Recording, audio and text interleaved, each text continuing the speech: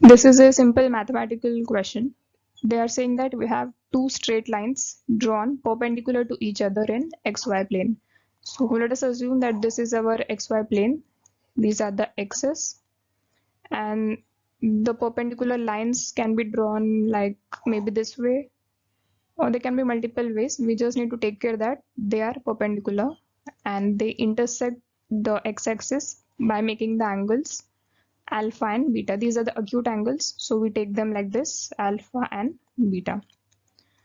Now we need to find out the value of alpha plus beta.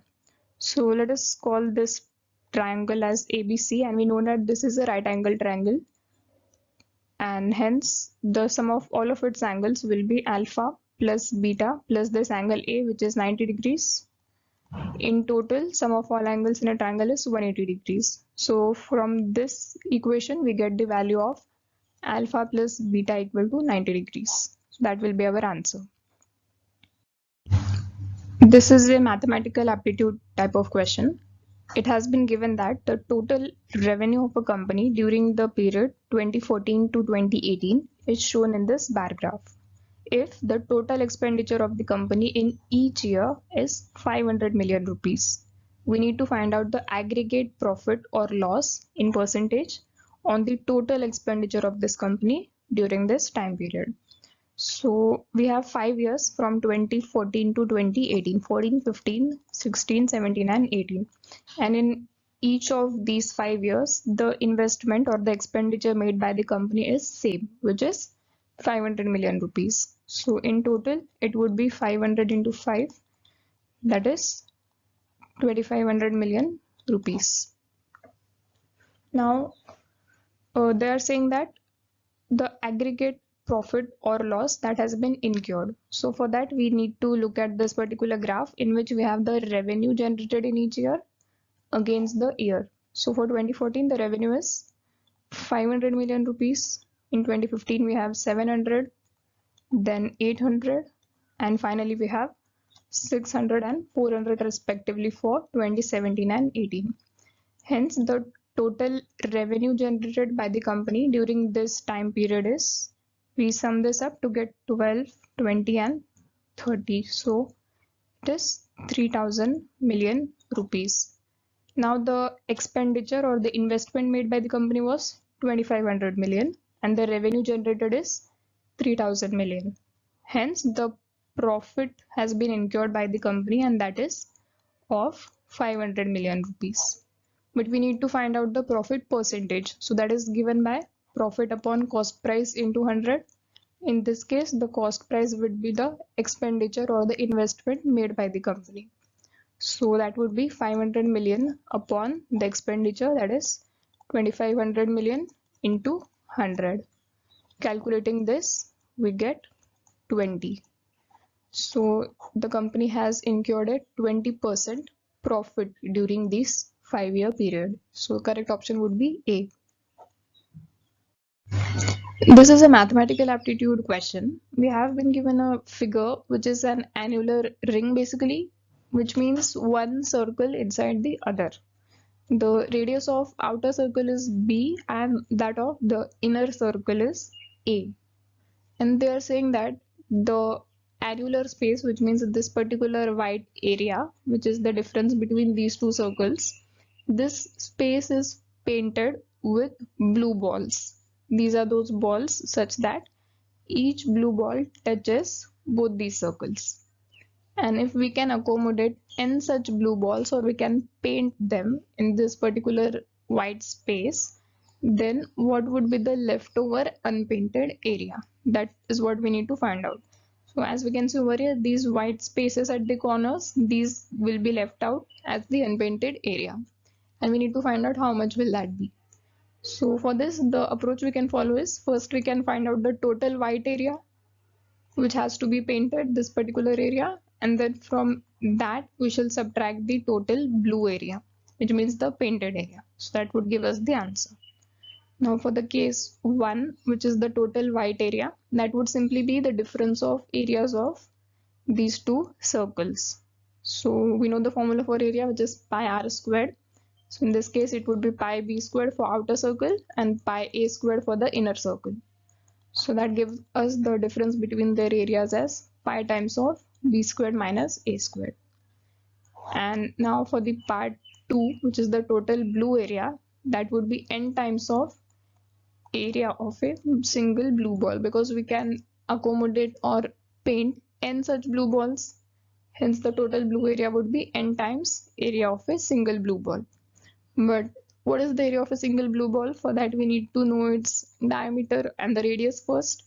So we can see over here that this is the diameter of a blue ball, and that is this outer length is b and the inner length is a, which means this particular length would be b minus a. That is the diameter of a blue ball. So if this is the diameter, then its radius would be b minus a by 2. Hence area of a single blue ball would be pi times r squared, which is b minus a by 2 the whole squared.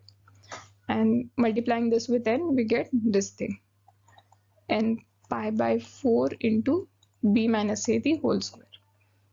Now we have got both the part 1 and 2, which means the white area and the blue area, which is the painted area.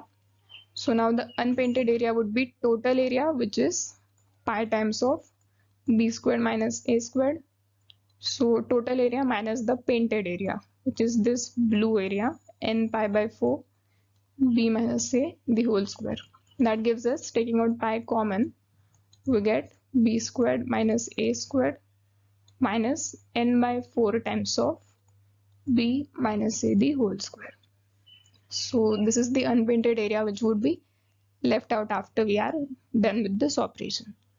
Hence the correct option would be B in this case. This is a comprehension based question. A passage has been given, and based upon that we need to identify that which of these statements can be inferred from that. The passage is about GST, the goods and services tax. It is saying that it is an indirect tax introduced in India in 2017, and that it is imposed on the supply of goods and services. It subsumes, which means includes, all the indirect taxes except a few. It is a destination based tax imposed on goods and services used, which means you pay for the goods and services that you use, and it is not for imposed at the point of origin from where those goods come. So let us say you buy a new smartphone, so you have to pay the GST because you are the user and not the company which has manufactured that. So you will pay the GST for that smartphone. It also has a few components specific to the state governments, central government and the union territories. Means there are some specific rules for every state and the union territories that has been imposed. Now let us look at the options and see which of them can be drawn. First one is saying that GST includes all indirect taxes. That is incorrect, because here it has been mentioned that it includes all indirect taxes except a few. So this option is removed. The next one is saying that it is imposed at the point of usage of goods and services. That has been mentioned over here, that it is a destination based tax which is imposed on the goods and services that are used. So this is the correct option. Next one is saying that it does not have a component specific to UTs. It does have components specific to state government, central government and the UTs. So again this is incorrect. The last one is saying that it is imposed on the production of goods and services. Not production but supply. For the supply to the consumers at the destination, that's the point where GST is imposed, and not at the production or the supply side. So this option is also incorrect. So the only correct option that can be inferred from this passage is the statement B. So we shall go with this one. This is a logical reasoning question. We need to find out the word which fits over here to complete this analogy. Now looking at the first association, which is cook and cook, we basically have two different opinions for this case, because the word cook can be used both as a noun and as a verb. When used as a noun, it would mean the person who cooks or the chef who cooks the food, and for the verb form it means the action of cooking. to cook the food, the action of doing that stuff. So the cook and cook association here can either be a noun to verb association, which means the cook cooks the food, or it can be a verb noun association, which means the food is cooked by a cook. So both of these are possible solutions. Let us look at this particular word, which is fly, which means that's a verb. So we shall need to follow the verb noun association for both of these analogies. So here if you go with the verb noun analogy, it would become the food is cooked by a cook, which means there is someone, this person over here, to cook the food. Similarly, here we will fill up a person who will fly. So we want someone who flies. So the noun form for this particular word, someone who flies, from these given options, there are only two nouns, flyer and the flighter. This flying and flew are both verbs, so they will be discarded. We already have a verb over here. We need a noun for this place, and from these two nouns, flyer and the flighter, the one who flies, what that person is called? Flyer. So we shall go with option A, flyer. That is the correct answer. This is also a comprehension based question. A passage has been given, and based upon that we need to find out which of the statements can be inferred from that. It is saying that the dawn of the 21st century witnessed the melting glaciers oscillating between giving too much and too little to billions of people who depend on them for fresh water, which basically means from the start of the 21st century, the glaciers have been melting, and because of that, some people are getting too much water, they are being drowned by that. Some areas are getting submerged, and some are getting too little water. At some places, we have no water left now. To billions of people who depend on them for fresh water, so they are highly being affected by that. The UN, United Nations Climate Report estimates that without deep cuts to man-made emissions, at least 30% of the northern hemisphere's surface permafrost could melt by the end of the century, which means the man-made emissions or all the man-made activities which are harmful for the nature, which we have been doing, if there are no deep cuts or the bans, kind of the reductions made on them, without that, at least 30% of the permafrost in the northern hemisphere would be melted by the end of this century. Given the situation of imminent global exodus of billions of people displaced by rising seas, nation states need to rethink their carbon footprint for political concerns, if not for environmental ones.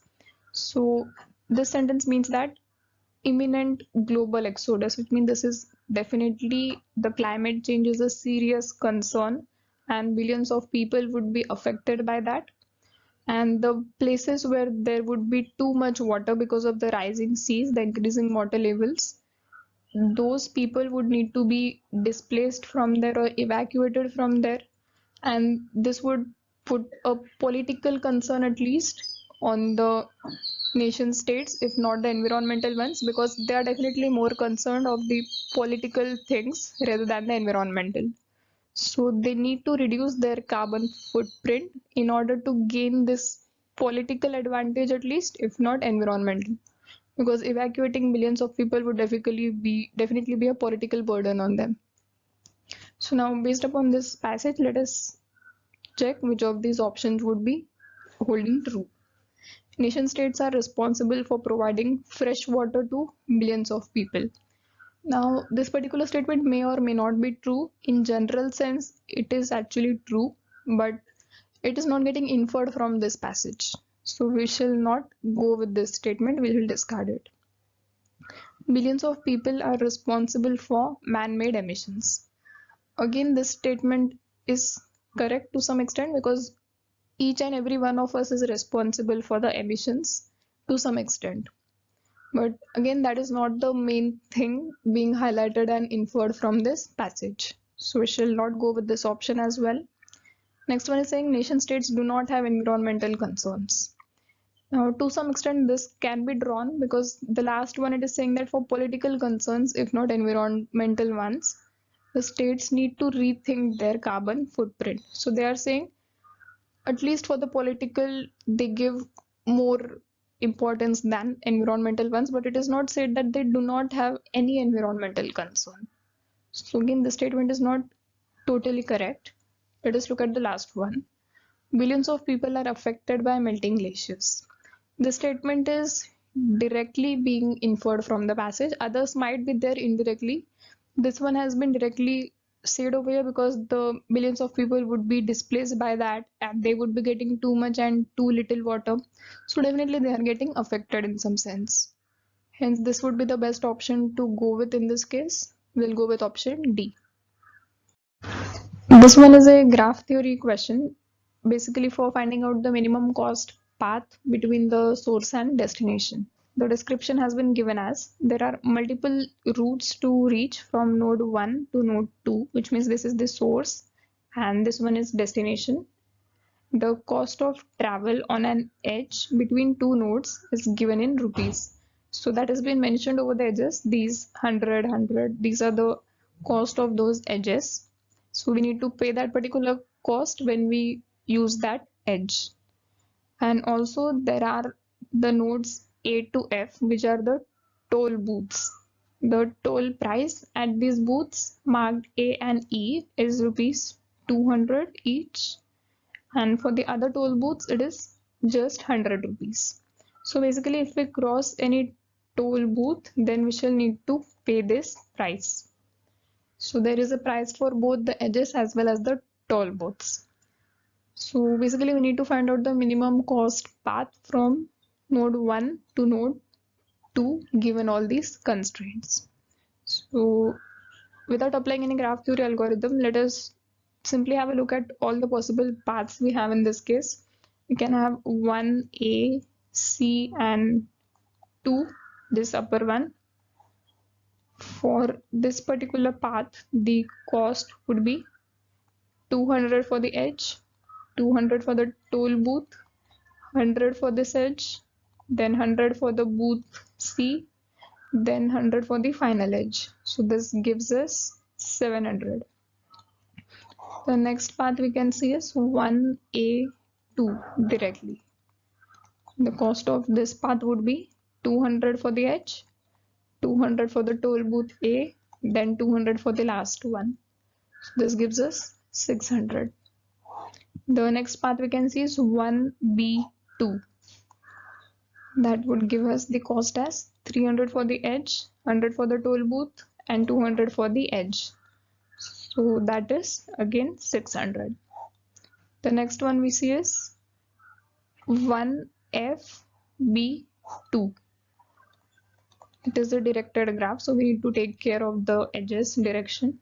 This one is having the total cost as 100 for the edge, then 100 for the toll booth F, then 0 for this edge BF, 100 for the toll booth B, and finally 200 for the last edge. So this is giving us 500 in total. So this is the minimum till now. And the last path we can see is 1BDE. 1BDE, the path cost here is 300 for the edge, then 100 for the booth B, then 0 and 100 for the booth, and at the last 100 for the last edge. And then we need to move up from over here. So 200 for the booth E and again 200 for the last edge. So this is definitely not the minimum one. And the last path we can see also here is 1FE2. 1FE2. For that it will be 100 plus 100 plus 100, this one, then 200 and again 200. So again that is not the minimum one. So till now we got the minimum cost path as 500, that is 1FB2. So that will be our answer, option B.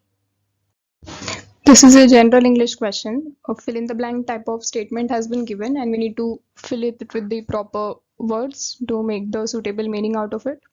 Raman is confident of speaking English dash 6 months as he has been practicing regularly dash the last 3 weeks.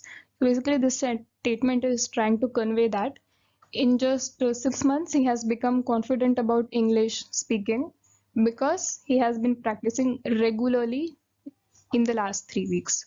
So it's like he might have been practicing for last 6 months, but he started doing it regularly in last 3 weeks, and hence now he is confident about it. So here we need to fill in some preposition like for, in, since, something like that. And here there would be a duration that in the 6 months, how did he achieve that in the truest sense. So let us look at the options and determine. For and in means for 6 months he has been practicing regularly in last 3 weeks. So in is suitable over here, but putting for in this place would make out the meaning that he was confident only for those 6 months and now he is not. So for is not a suitable choice for this first blank, hence we'll discard the options A and C both. Looking at this B, during and for means again he was confident during those 6 months and because he practiced for the last 3 weeks. So for is suitable over here, but he was confident during only those 6 months. This is incorrect. So again we shall discard this option. And the last one, within and for. So yes, for is suitable over here, and within over here means within those 6 months he has achieved that confidence and now it stays with him. So within is a suitable choice for this first blank, and hence option D is the correct one we'll be going with. The aptitude question. We have been given the values of 3 variables P, R and T, and based upon that we are asked to find the value of Q plus S. Now the given information is a little incomplete and we need to make some assumptions that this P, Q, R, S and T would form a particular series and their corresponding values are given to us as 327 for R and 243 for the variable T. And now to make this series complete, we shall estimate the values of Q and S, which are the most probable ones, and then we shall find out what their sum would be. So looking at these options, we can see that the first one, the value of P is 3 raised to the power 1. This 27 is 3 raised to power 3, that is 3 cube, and the last one, the value of T is 3 raised to the power 5. So in order to complete this series, we can set the value of Q to be 3 squared, which would be 9, and the value of S as 3 raised to the power 4, that would be 81.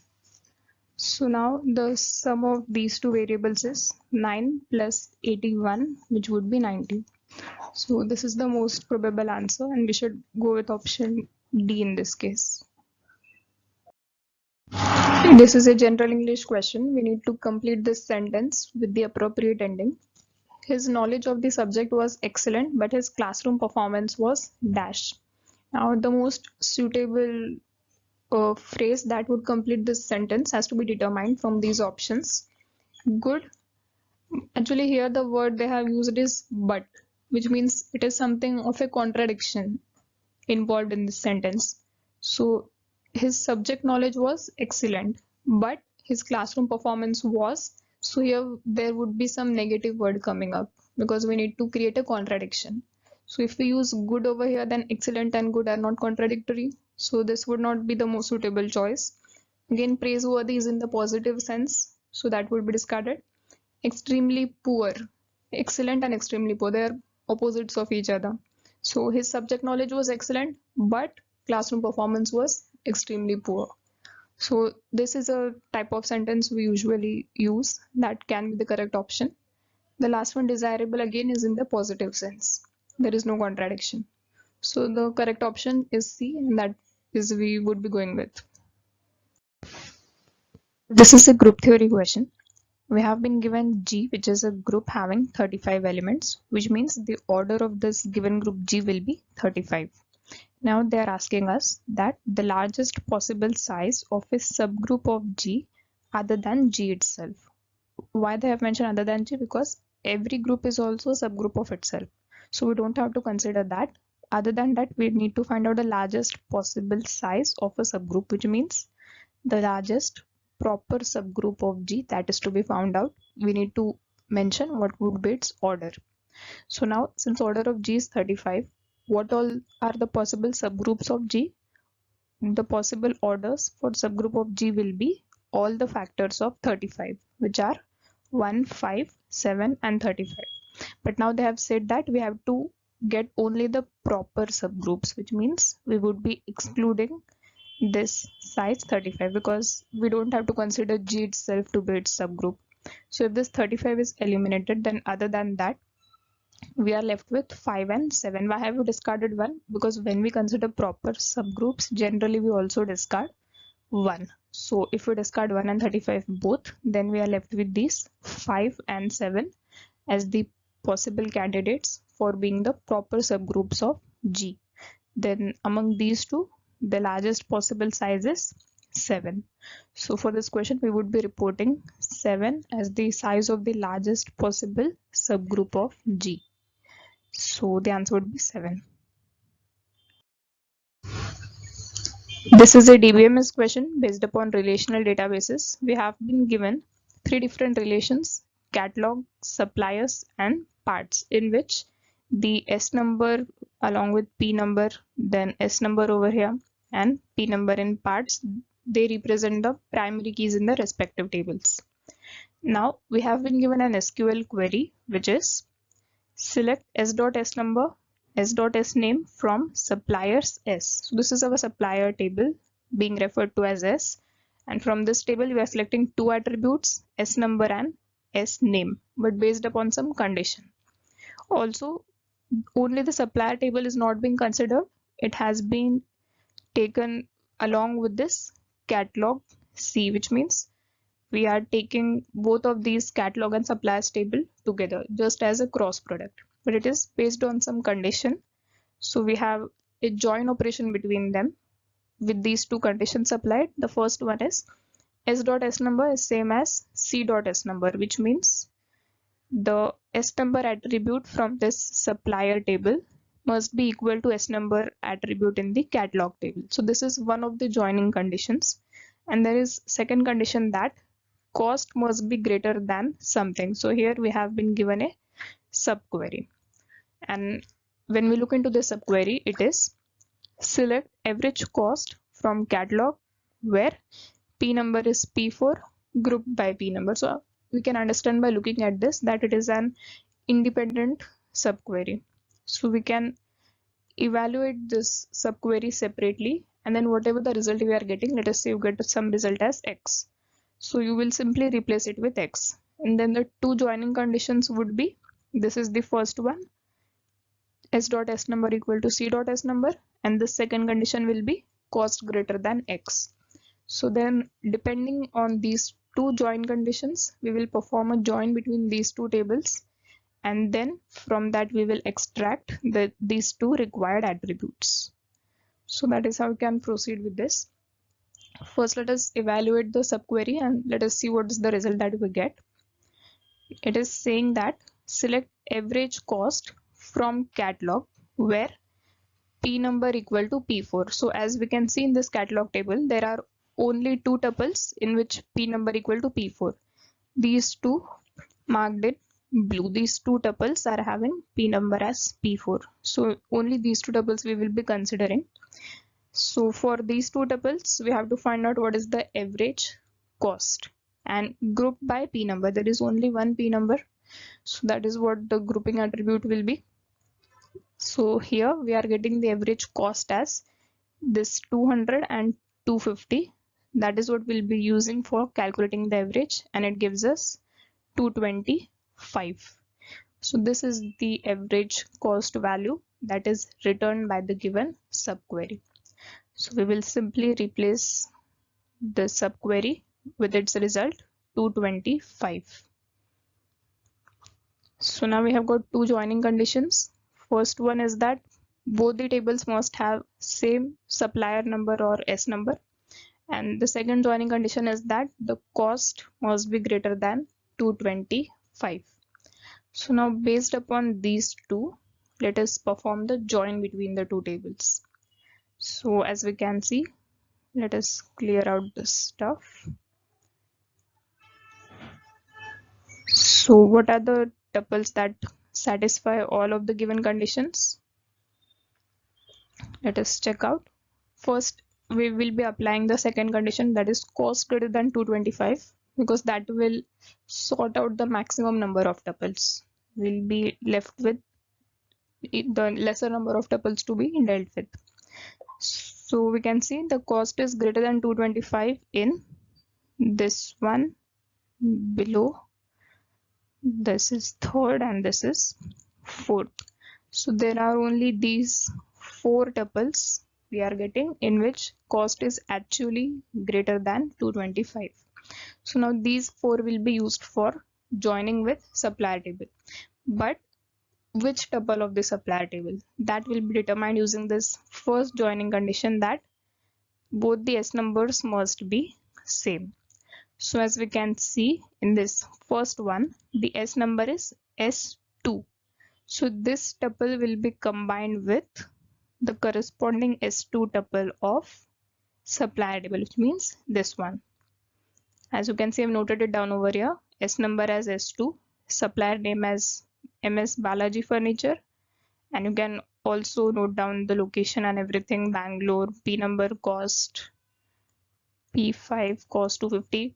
When we take the cross product or joining condition like this, then all the attributes of both tuples will be taken together, but at the end we only want these two, S number and the S name. So those two attributes only have been shown over here. Then for next we can see the S number is S3. So this tuple will be combined with the corresponding S3 tuple in the supplier table, this one, MS Premium Furniture. So that has also been shown over here. Then the third one is again S3. So it will also be combined with the same tuple in the supplier table. So again S3, MS Premium Furniture. And same goes for the last one. All the last 3 tuples in catalog will be mapped with the same S3 Premium Furniture in supplier table. As you can see, we have shown the joinings with this red color over here. So these are the 4 resulting tuples that we have got. Now you might get a doubt that when we look at the result, only this first tuple is unique, but all these below 3 ones are the same. So will we count them distinctly or just a single one? So answer should be 2 or 4. But as you remember, this is an SQL select query, so it will not discard the duplicates. Even if we are having these 3 duplicate tuples, they will all be counted separately. All of them will be given as the output. So they have to be counted as separate tuples only. So as a result, we have got 4 tuples, and from them we have selected the required attributes of S number and S name. So when you actually get the entire tuple at once, then you will check that they might be unique. But when you select only the required attributes from them, such as we wanted S number and S name only, the remaining attributes were discarded. So after getting this S number and S name, we got 3 tuples as exactly similar, but still they will be counted. Each one of them will be counted separately. So the answer for this question has to be 4. That is the number of tuples that we are getting. The number of rows returned by this query will be 4. So question, we have been given language L, that is a union of these 2 languages. Let us call them L1 and L2. So now for this language L, there have been given 3 statements, and from them we need to determine which of them is or are true. So let us first analyze what kind of language is this L. So for that we need to check out these L1 and L2, because we are having a union of 2 languages. So first looking at L1, which is simply a raised to n for all values of n greater than or equal to 0. So as we can see, this is simply a regular language because it will contain all the strings starting from null string to any number of a's. So this can simply be represented using a regular expression, that is A star, which means this L1 is a regular language. And then looking at L2, which is A raised to n, B raised to n for n greater than or equal to 0. So for this, we are having equal number of A's and B's. So looking at this, we can directly say that it is a DCFL, because this is the kind of languages that are accepted by the DCFL language. And why deterministic context free?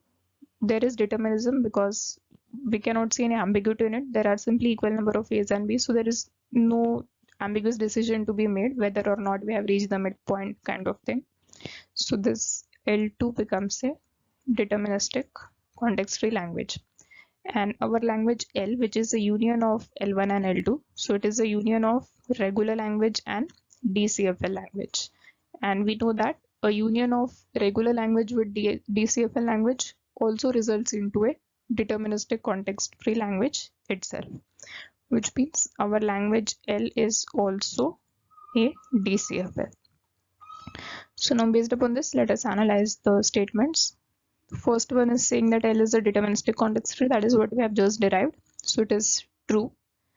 Then the next one, L is context free but not deterministic context free. This is incorrect because L will definitely be a deterministic context free itself. Then the third one, L is not LL of K for any K. Now what do we mean by this LL of K over here? We have seen such type of languages. Here this K is a look ahead. So for any value of K, L can never be a LL of K. That is what it is saying. So let us analyze this statement.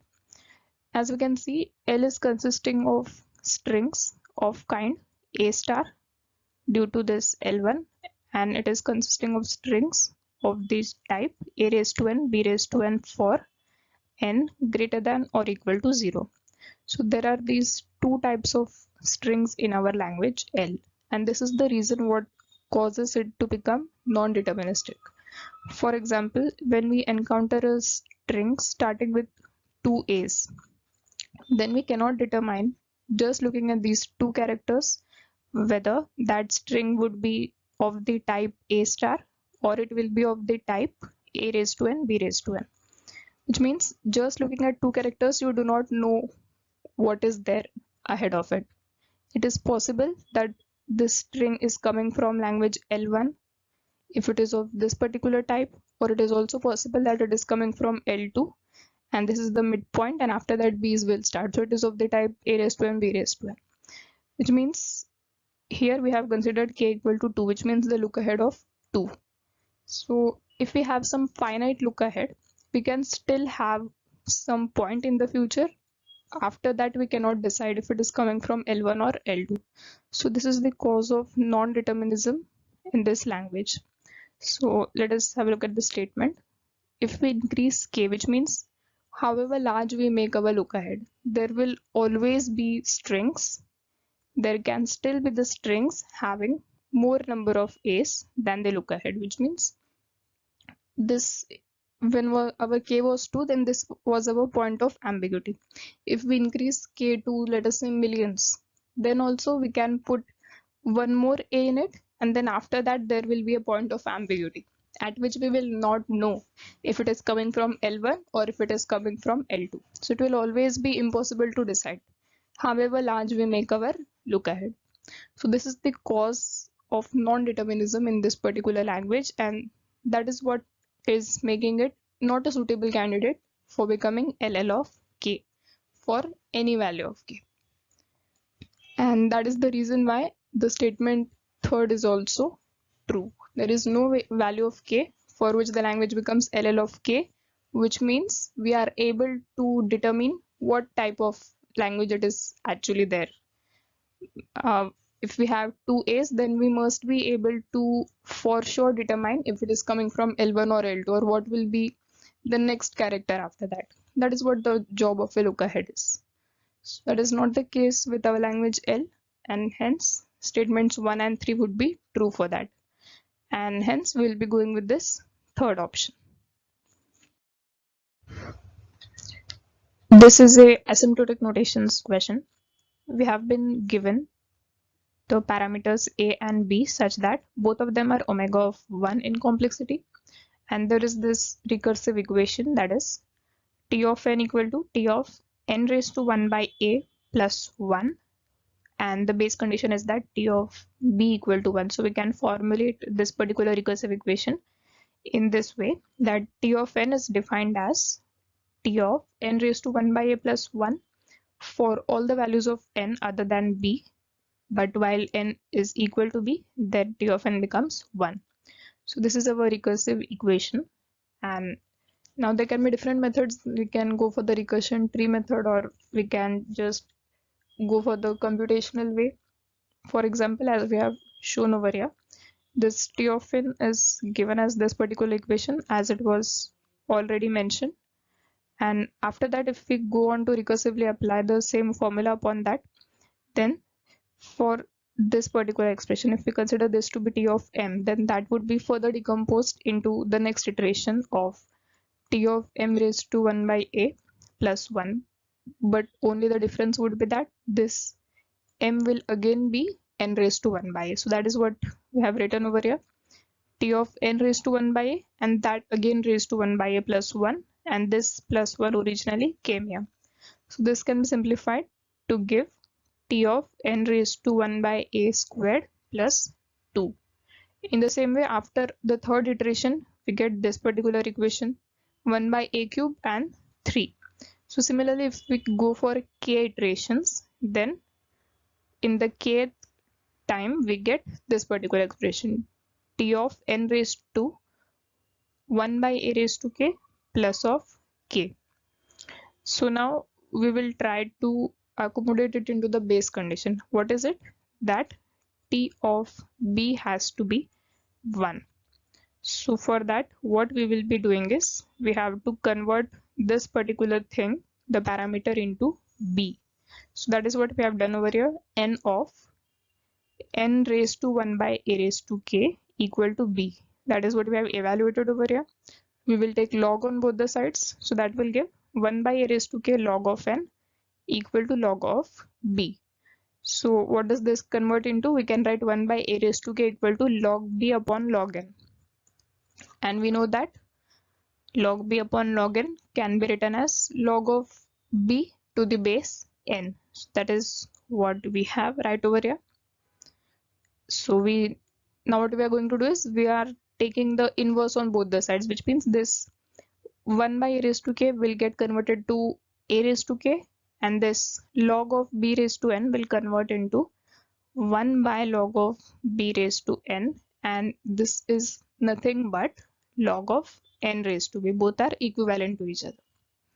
So now we get a raised to k equal to log of n to the base b. These are the basic log operations which we all are already aware of. So that's what we have applied, and after this step we will once again take log on both the sides. So that will give us this power k will come to the front, and we will be left with log of a. So on the left side we have k log a, and on the right side we will have log of this entire equation. So next what we do is we take this k at its own place, and we shift this a to the denominator of the right hand side.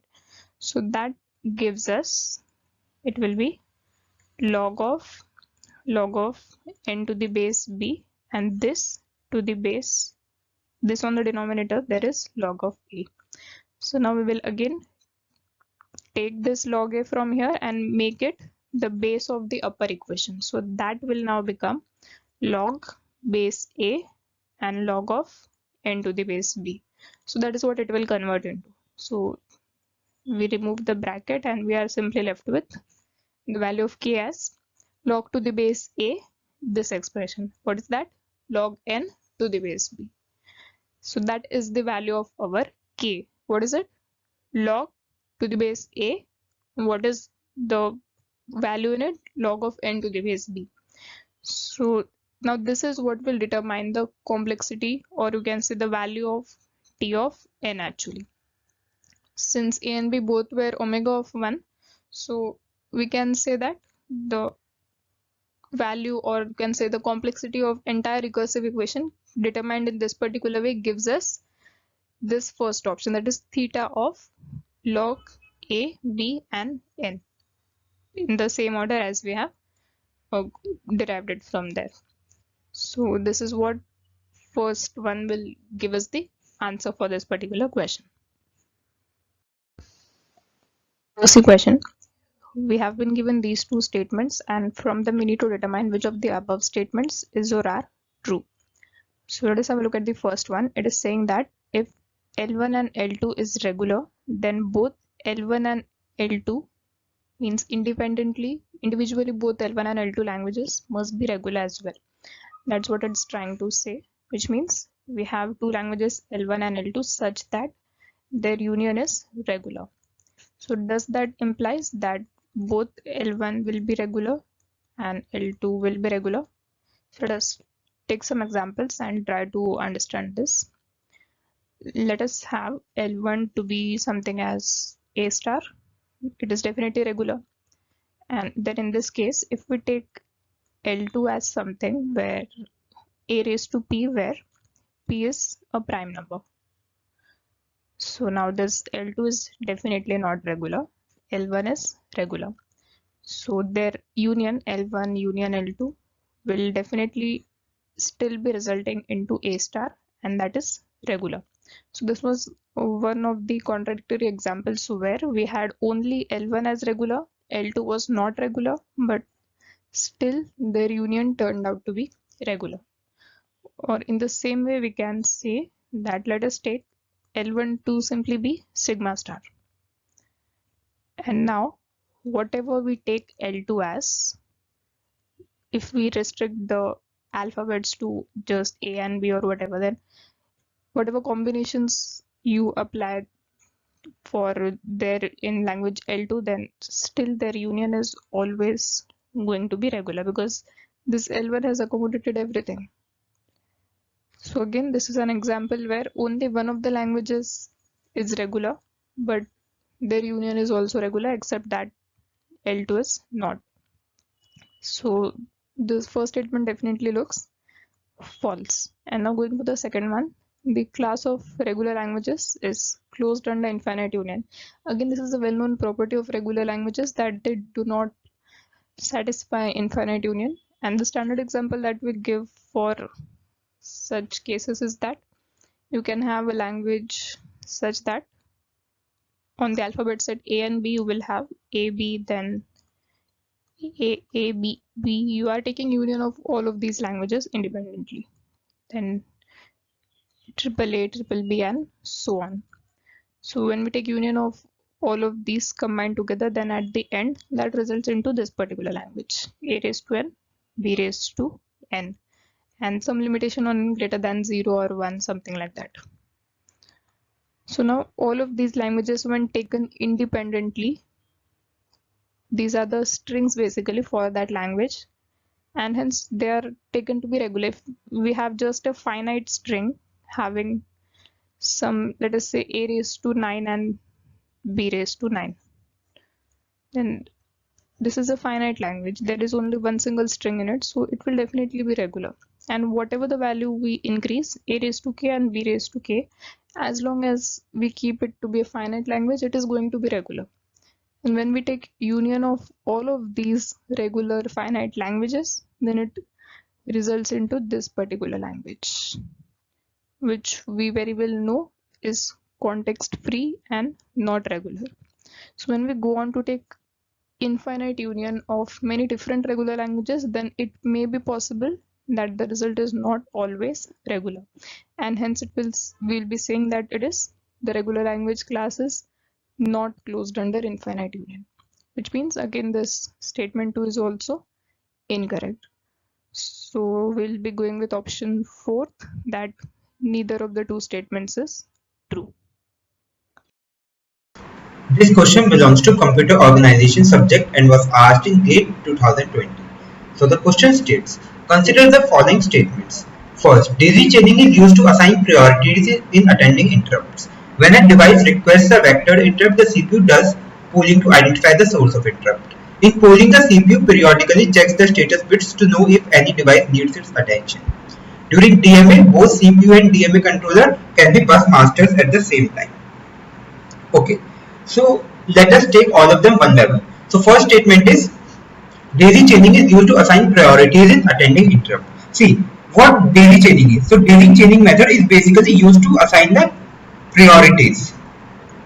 Okay, so it basically consists of a serial connection of all the devices. So we have devices D1, D2, D3 and DN that request an interrupt. And what is an interrupt? Suppose we have a CPU is executing a program. Now interrupt is any event that causes the CPU to change its flow of execution. So any event that interrupts the CPU flow of execution is called interrupt. Interrupt can be done by a program, our keyboard, CPU or any other IO device. So daisy chaining is basically used for establishing priority and consists of a serial connection of all the devices that request an interrupt. The device with the highest priority is placed at the first position. So this is the highest priority. And the device with the lowest priority is placed at the last position. So this is lowest priority. So here priority decreases. Okay, which is so the first priority, lowest priority is in the last, highest priority is in the first. So it basically follows a chain of the devices. Thus it is called daisy chaining and it is used to assign priorities in attending interrupts. So first is correct. Now second is when a device gets a vectored interrupt, the CPU does pooling to identify the source of interrupt. No, this is false. As what is a vectored interrupt? Vectored interrupts are basically achieved by assigning each interrupting device a unique code. So each device D1, D2, D3 is provided with a unique code C1, C2, C3 up till Cn. These are interrupting devices. Okay, and these code can be of 4 to 8 bits length. So each code is about 4 to 8 bits length. So when a device interrupts, it sends its unique code. So if D1 wants to interrupt the CPU, it will send it unique code C1 to the CPU, telling the processor which interrupt service routine to execute. So device raises a vectored interrupt. No, the CPU does pooling. The CPU does not does pooling in this case. The device sends its code. So second is false. Option C is in pooling. The CPU periodically checks the status bits to know if any device needs attention. Okay, this is true because the processor periodically checking the status bits to see if it is time for the next IO operation. It is called pooling. So it's basically done by CPU. CPU voluntarily checks all the devices whether they have raised any interrupt or not. So pooling is the simplest way for an IO device to communicate with the processor. So this is true. Now option D is during DMA both CPU and DMA controller can be bus masters at the same time. So we have direct memory access. So we have CPU and memory. So if a device needs a direct memory access, then CPU releases the bus only after it gets the DMA request. Okay, so we have a bus. So CPU releases it only after getting the DMA request. And when the DMA request is satisfied, it takes the bus. So both of them can't be the masters of the bus at the same time. Only one of them can be. So 4 is also false. So correct answer is first and third are true. So option C is correct. 1 and 3 only. This question is from cache organization. We are having a direct map cache memory having a size of 1 MB. So that we have noted over here, the cache size is 1 MB or 2 to the power 20 bytes. And the size of the blocks in this particular organization is given as 256 bytes. So the block size is 2 to the power 8 bytes that we have noted. And later the cache has an access time of 3 nanoseconds. So this is the t-axis we have denoted having value 3 nanoseconds. And next the hit rate of this particular cache is 94%. So we have taken this variable h with value 0.94. Now they are saying that during a cache miss, it takes 20 nanoseconds to bring the first word of a block from the main memory, while each subsequent word takes 5 nanoseconds. So if you are having these n number of words and there is a cache miss, which means that it is not present in the cache memory, it will need to be fetched from the main memory. So in that case, what happens is that from all of these words, it takes more time to fetch this first word. And once this one is loaded, then there might be some implementation of pipeline kind of mechanism due to which every subsequent word takes lesser amount of time for being loaded. And how much it is? 5 nanoseconds. So for the first word it is 20, and for every subsequent word it is 5 nanoseconds in case of cache miss. Now what they are asking, the word size is given as 64 bits or 8 bytes that we have denoted with W. We want to find the average memory access time in nanoseconds in this particular cache memory. So now the average access time, which means what are we trying to access? The word size here is given as 8 bytes. So now what we will be doing is, there are actually two approaches for this question. We might consider a hierarchical approach or simultaneous, or you can say, we usually, unless it is not specified, we go for hierarchical, but here there are both the cases that we might need to consider, and let us analyze both of them independently.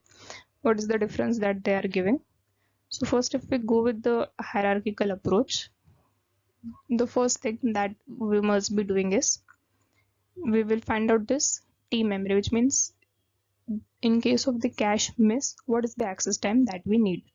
So that will be 20, this is for the first word, and then 5 times for every subsequent word, which means we have assumed the number of words to be fetched as x.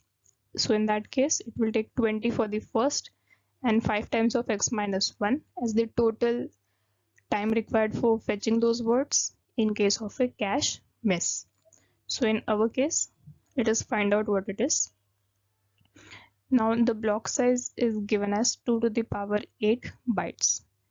So if we are trying to access one block, that what is the number of words that it will have, or the thing which we have taken as x, that will be block size, which is 2 to the power 8 upon the word size that has been given as 8 bytes. So this becomes 2 to the power 5 or 32, which means we are having 32 words that are to be fetched. So what is the time that will be required for fetching these 32 words? That will be given as this particular TM expression, which is 20 times of, let us calculate over here, 20 plus 5 times of 31, because out of 32, first word will take 20 and then remaining 31 words will take 5 each. So this becomes 20 plus 155, that will be 175 nanoseconds. So this is the TM expression that we have got. Now coming to the average access time, we know that how is it calculated. This is the formula we have noted. In case of a cache hit, we use this H expression, and if it is a cache hit, then T access, which means the word was found in the cache itself. So this is the time that we will be using. And 1 minus H means in case of cache miss, then in that case we will require both T access as well as T memory, both of these expressions, if we consider it to be a hierarchical access. But if it were simultaneous access, then this T access term would not come over here. It will just be T memory. So let us consider both of them. If we go with this formula, then it gives us H is 0.94 times of T access, that is 3 nanoseconds, plus 1 minus H, which means the miss ratio. So that will be 1 minus hit, which means 1 minus 0.94, and that will be 0.06. That plus that times of the T access, which is 3 nanoseconds, plus of T memory, that we calculated to be 175. So now when we calculate this, it becomes 3 times of 0.94, that gives 2.82 plus of 0.06 times of 178. So this will give us 10.68. So when we calculate this, it becomes the total of 13.5 nanoseconds. So this was the case when we consider it to be a hierarchical access.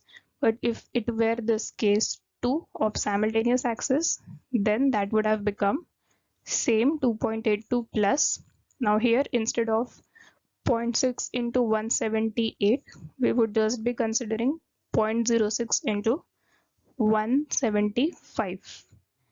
Then in that case it would have been 10.5 over here and giving us a total of 2.82 plus 10.5, and that becomes approximately 13.3 nanoseconds. So these might be the two possible answers for this, but since there is no mention whether the cache organization is considered to be hierarchical or simultaneous, by default we usually go for hierarchical itself.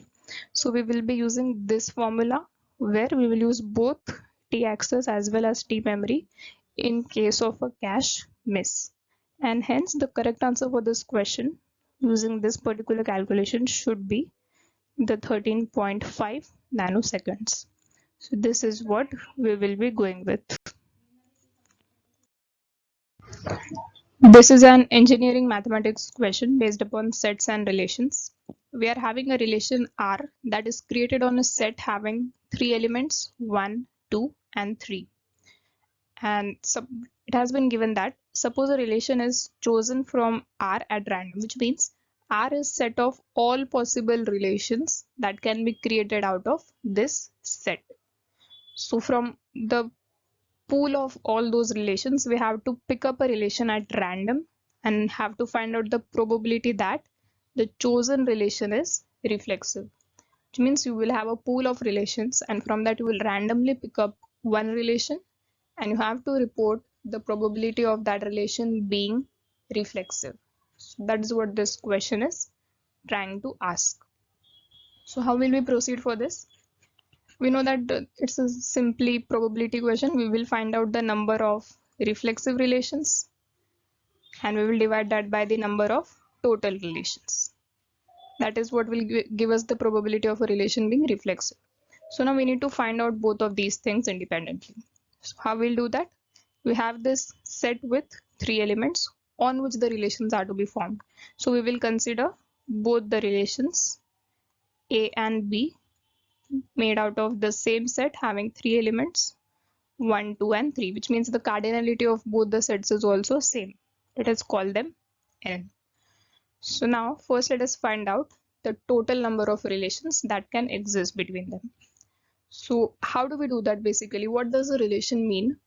We will pick up one element from set A and we will map it with one element of set B, and this pair, let us say from A we pick up this small a and from set B we pick up this small b.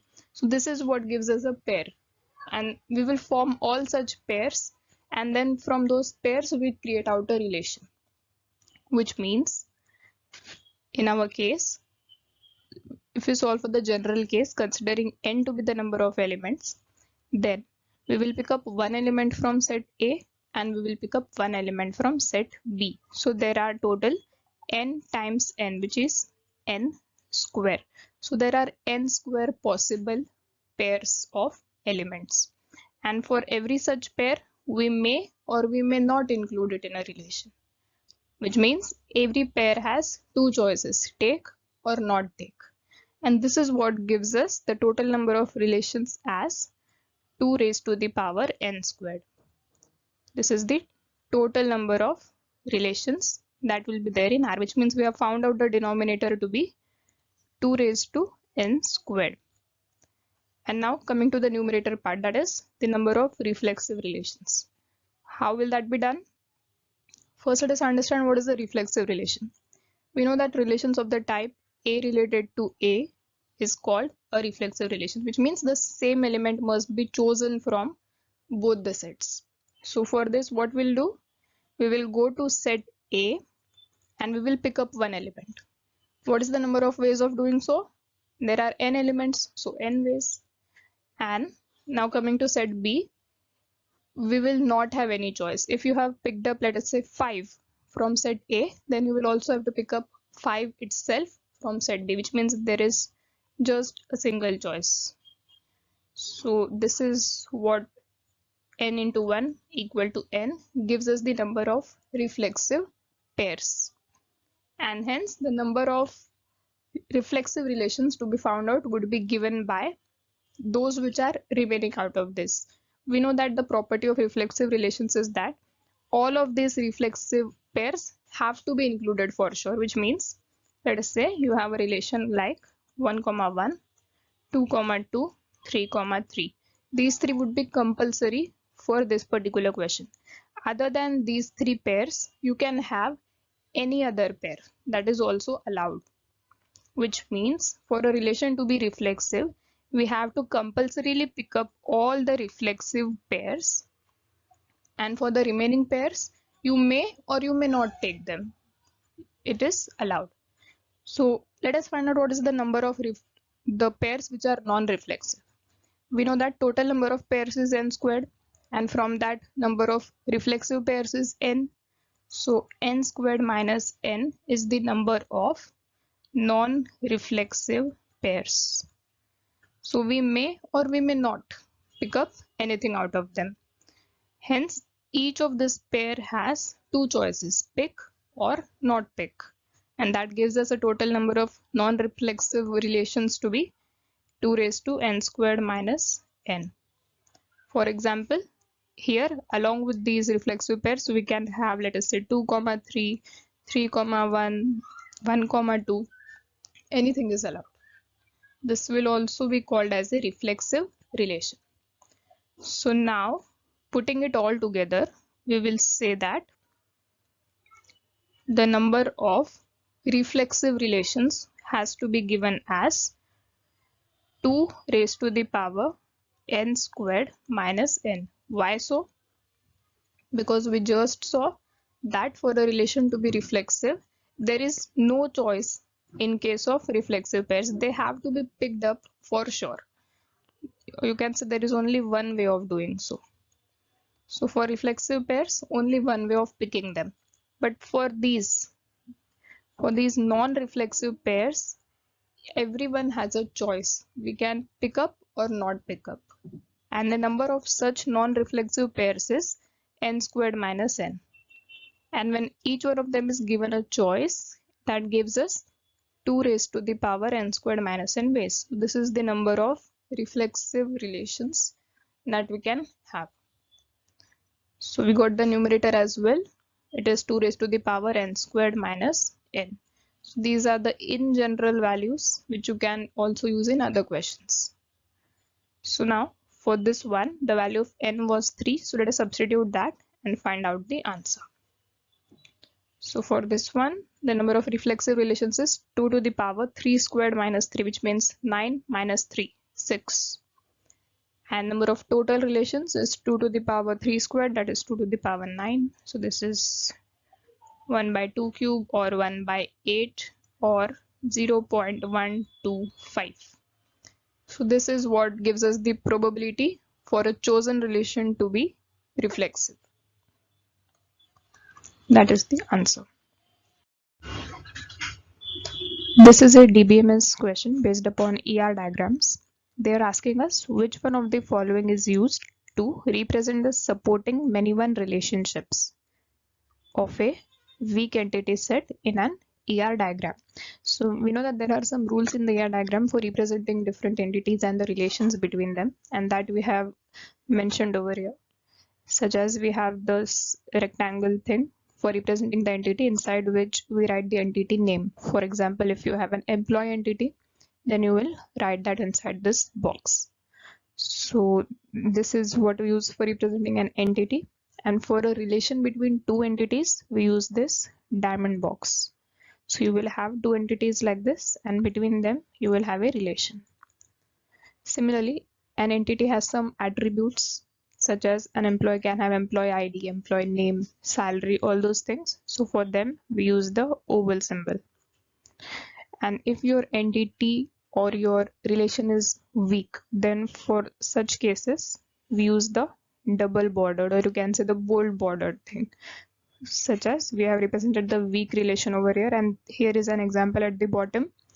There is a depends on relation between employee and dependents, which means there are dependents who are dependent upon an employee. For example, an employee may have its family members, An employee is having a unique employee ID, that is its primary key. But for a dependent, you cannot have dependent name or employee ID as the primary key, because it is possible that an employee has multiple dependents, or an employee has no dependents, or an employee has a dependent with a unique name. None of these things can be possible for independently standing out as a strong entity. So this dependent here becomes a weak entity, and the relationship which we use for representing such weak entities, the relation between a weak entity with a strong entity, this is what we call as a weak relation, and it is represented using this double diamond, or you can also look at it as a bold bordered diamond symbol. And this thing we already are aware of. If our attribute is a key attribute, then below its name we mention with a primary, the underline symbol for the primary key. Next we have, for if your attribute is multi-valued, it means if there is an attribute called phone number, then there can be multiple values for that. So for such attributes, we use this double bordered oval symbol. And for the weak entity, as we saw just over here, the dependents, for that we use a double bordered rectangle symbol. And again, if your entity is composite, for example, the standard one which we use is address. It consists of street number and everything. So that's a composition of multiple attributes. So these are some of the rules for drawing the ER diagrams. And now what they are asking us, which of the following is used for representing the supporting many-one relationship of a weak entity set. So this dependent is our weak entity set, and for supporting it, we have used the depends on relation. So this is the supporting many-one relation. And what symbol have we used for this? It is a double border diamond symbol. So the correct one would be diamonds with double or bold border. So A is the correct option. This is an operating systems question based upon memory allocation for a process. We are having a new process to which memory has to be allocated, assuming that none of the existing holes in the memory will exactly fit the process memory requirement, which means if you are having a process of size, let us say 40 KB, then there is no hole of exactly this size. There might be smaller holes and the larger holes. So a new hole of smaller size will be created if allocation is made in any of the existing holes. So now if we have to accommodate this process, we are not going with paging or anything. We have to fit this process in one of the existing holes in just one single piece, which means we will need a hole that is larger than 40 KB for this purpose. And when we will do that, let us say you pick up a hole of size 75 KB, then you will insert this process of size 40 KB in that, and then the new hole will be left out, which will have a size of 35 KB. So this existing hole, we accommodate a process into it, and then the new hole that got created has a lower size of 35 KB. So this is how this allocation has to be made. And they're asking which of the following statement is true. And in these statements, as you can see, they are talking about the policies that we have for performing such an allocation. We have the first fit, worst fit, best fit, and the next fit. These four have been discussed over here. So let us take an example and analyze for all the four cases whether the size of hole created by which one is the least and which one is maximum. On that basis, the statements have been formed. So let's analyze. Let us consider the process of size 40 KB itself. And then these three options we are having, let us call them 1, 2, and 3. And for all these three cases, we will be using these different policies: first fit, best fit, and the worst fit. And we will analyze the size of the smaller holes getting created. So first of all, let us also understand the difference between all the four. There is also this next fit. Coming to the first fit first, as we know, let us say these are our memory blocks and we are having pointer at the beginning of them. Then we want a hole that has size at least 40. So we will start traversing from the left, and the first hole that we will encounter having the appropriate size, we will be using that. So this is what refers to the first fit method. And what is the difference between first fit and the next fit? there is a little difference that in the next bit what we do is, let us say if our previous hole was allocated in this particular location. So now in the next iteration we will start searching from the next one and not from the beginning. So it saves us some of the time. For example, this is our memory. You are having two processes and the first process got a hole accommodated at this particular place. So now while searching for the next time, you will not start searching from the beginning, but you will start from this particular point onwards. So that is what called as a next bit. It is the only difference. But in our case, we can safely assume that the pointer is starting at the beginning of the memory block itself, so that this first fit and next fit will give the same result. And then next, coming to the best fit, what does it do is it will traverse the entire memory block and it will find out a hole that is having size just greater than 40, which means it will make sure that we create the smallest possible hole so that not much of the memory gets wasted. And at the last, coming to worst fit, what does it do is it will also traverse the entire memory block and it will search for the largest possible block for accommodating this. For example, if you find a block having size 1000 KB, which is the largest available hole in that block, so this particular hole will be used for accommodating this process. Why does it do so? So that the size of the hole that is created is large enough to also accommodate some other process in the future. And what does best fit assume? That the smallest possible hole should be created and it will go waste. It does not consider whether or not that hole must be usable in the future or not. So these are the 4 allocation techniques that we are aware of. So let us analyze for our process having size 40 KB.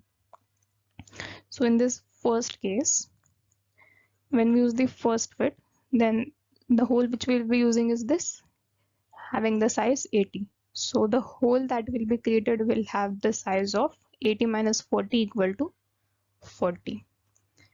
Similarly, if you use the best fit in this one, then the hole that will be used will be this 50, having the size 50. Hence the hole created will be having a size of 10.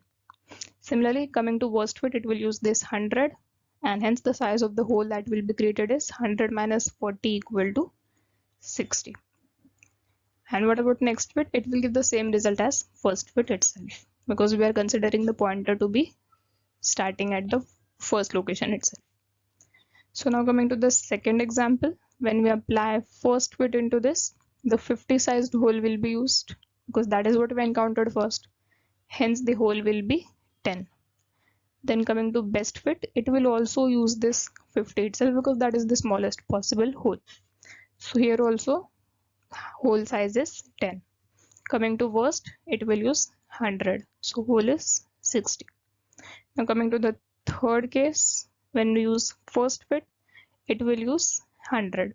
Whichever it encounters first, that is blindly used. So here the hole will be 60. For best it will be 10. For worst will also use 100 itself. So for that also the hole will be 60. Now as you can see, the best fit and the worst fit are not concerned with what are the order in which the holes are placed. The best will always choose the smallest possible hole, worst will always choose the largest possible hole, and hence you can see the hole size is same across all the cases in them, 10 10 10 and 60 60 60 respectively. But when it comes to first fit and the next fit, the size of the hole is variable depending upon which one was encountered first. So now let us have a look at the options. The hole created by first fit is always larger than the hole created by next fit. Now as we saw in our case, we placed the pointer at the beginning itself. So the first fit and the next fit behaved in exact same way. It is not necessary that for next fit we will always start from the last point. It is possible that we start from the beginning of the memory block itself. At that time both will give the same sized hole itself. So because of this always over here, the statement becomes incorrect. Next, the hole created by worst fit is always larger than the hole created by first fit. Now in the third example we saw both of them created the same sized hole. Why so? Because the largest hole was visited first. It was placed at the very beginning. So here first fit and worst fit behave in the same way, and hence the size of the hole created is also same. So this always larger is incorrect. It is generally larger but not always larger. Then the third, hole created by best fit is never larger than the hole created by first fit. So now we know that for the best fit, the size of the hole is always the same. It does not change in any situation. But for first fit, it can change. But even if it changes, it can never go below the best fit. As you can see here, the minimum is 40, 10, 60. Minimum is 10. So this can never go below the size of the best fit, which means the best fit will always create the smallest possible hole. So the third statement is true. Now coming to the last, hole created by next fit is never larger than the hole created by best fit. Now here we will consider next fit to be the same as first fit. So as you can see, in the cases 1 and 3, it is larger than that created by best fit. So this is also incorrect. So the only true statement that we have here is C, the third option. This question is from the compiler design. We have been given a grammar having these two production rules, and we need to derive this particular string using a bottom-up parser and report the number of reduction steps required for that purpose. So let us first try to derive the string using the given grammar. It would be S derives A as B. We want 3 A's and 3 B's. So again we shall derive this particular S to get once again A as B and B. So this has turned into A as B. Once again we'll derive this S to get A followed by A as B and then those two B's. Now in the next step we don't need any more A's and B's. So we'll turn this S into D using the rule S derives D. So that would give us triple A D followed by these 3 B's. Now in the next 3 steps we shall reduce these 3 B's into the terminal symbol small b. So that would give us triple A D B B and B, depending upon if we are using the left parsing or from the right side we are parsing it. So triple A D B B and B. The leftmost parse would first convert this B into small b and then in this particular order, or we can also use the rightmost parsing. So triple A D and finally this is the required string we wanted to get. So how many reduction steps did we use? 1, 2, 3, 4, 5, 6 and 7. So in total we used 7 reduction steps to derive or to accept this particular string using a bottom-up parser with this grammar. So the answer would be 7 reduction steps. This was a numerical type question, so the answer we'll be reporting is 7. This question belongs to operating system subject and was asked in GATE CSE 2020. So the question states, consider the following statements about process state transitions for a system using preemptive scheduling. So we have a running process can move to ready state, a ready process can move to running state, a block process can move to running state, a block process can move to ready state. So this is basically the state diagram of a process. So we have new state, then we have ready state, then we have a running state, and we have a terminated state. And we even have a block or waiting state. This is wait or block state. Wait or block. And this goes on like this. Now let me explain. Whenever a new process is created, it comes to this state. Okay. And it is about to be picked up by a scheduler to the main memory. This ready process, any process that is present in the our ready queue, which wants to come to be run and is present in main memory, is present in the ready state. Okay, so all these processes are present in ready state. Now we have if we have a uniprocessor system, then our scheduling algo will schedule one of the process to the running state. So this process now comes, CPU is executing this process. Now, it might be possible that we are using round robin and its time quantum expires, or we are using a preemptive algo and thus it is preempted. So it goes from running state to ready state. So running process can move to ready state and a ready process can move to running state while scheduling. Okay, so both these are correct. Now, while running a process, if it is doing a IO operation, so IO operation, then it is basically moved to the block state or wait state. Now, when IO completes, it moves from block state to ready state, not to the running state. It can't move to running state from block, it can move to only ready state. And when it executes completely, executes all instructions, then it moves to terminated state. So correct answer is first, second and fourth. So option C is correct for this question. This question is from the tree traversals. We have been given a binary search tree VST whose pre-order traversal is this particular sequence, and we need to find out its post-order traversal. Now we know that for every BST, its in-order traversal is the sorted sequence. So we sort this particular sequence to get 10, 11, 12, 15, 16, 18, 19 and 20. Pre-order is already given to us as 15, 10, 12, 11, 20, 18, 16 and 19. Now using these two traversals, we can first construct the BST and then traverse it to find its post-order traversal.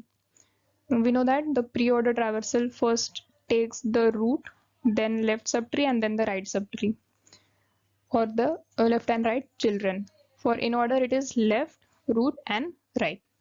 So now 15 appears for the first in pre-order traversal, so that will be the root of our BST, and then 15 is located over here in the in-order traversal. So this particular portion will be forming its left subtree and this part will be forming its right subtree.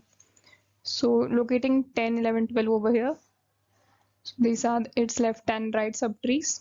And what will be the root of its left subtree? 10 appears as the first node over here, so 10 is the root of its left subtree, while 20 coming first, so that will be the root of its right subtree. Now 10 is located over here and there is no node present to its left, which means there will be no left child of node 10.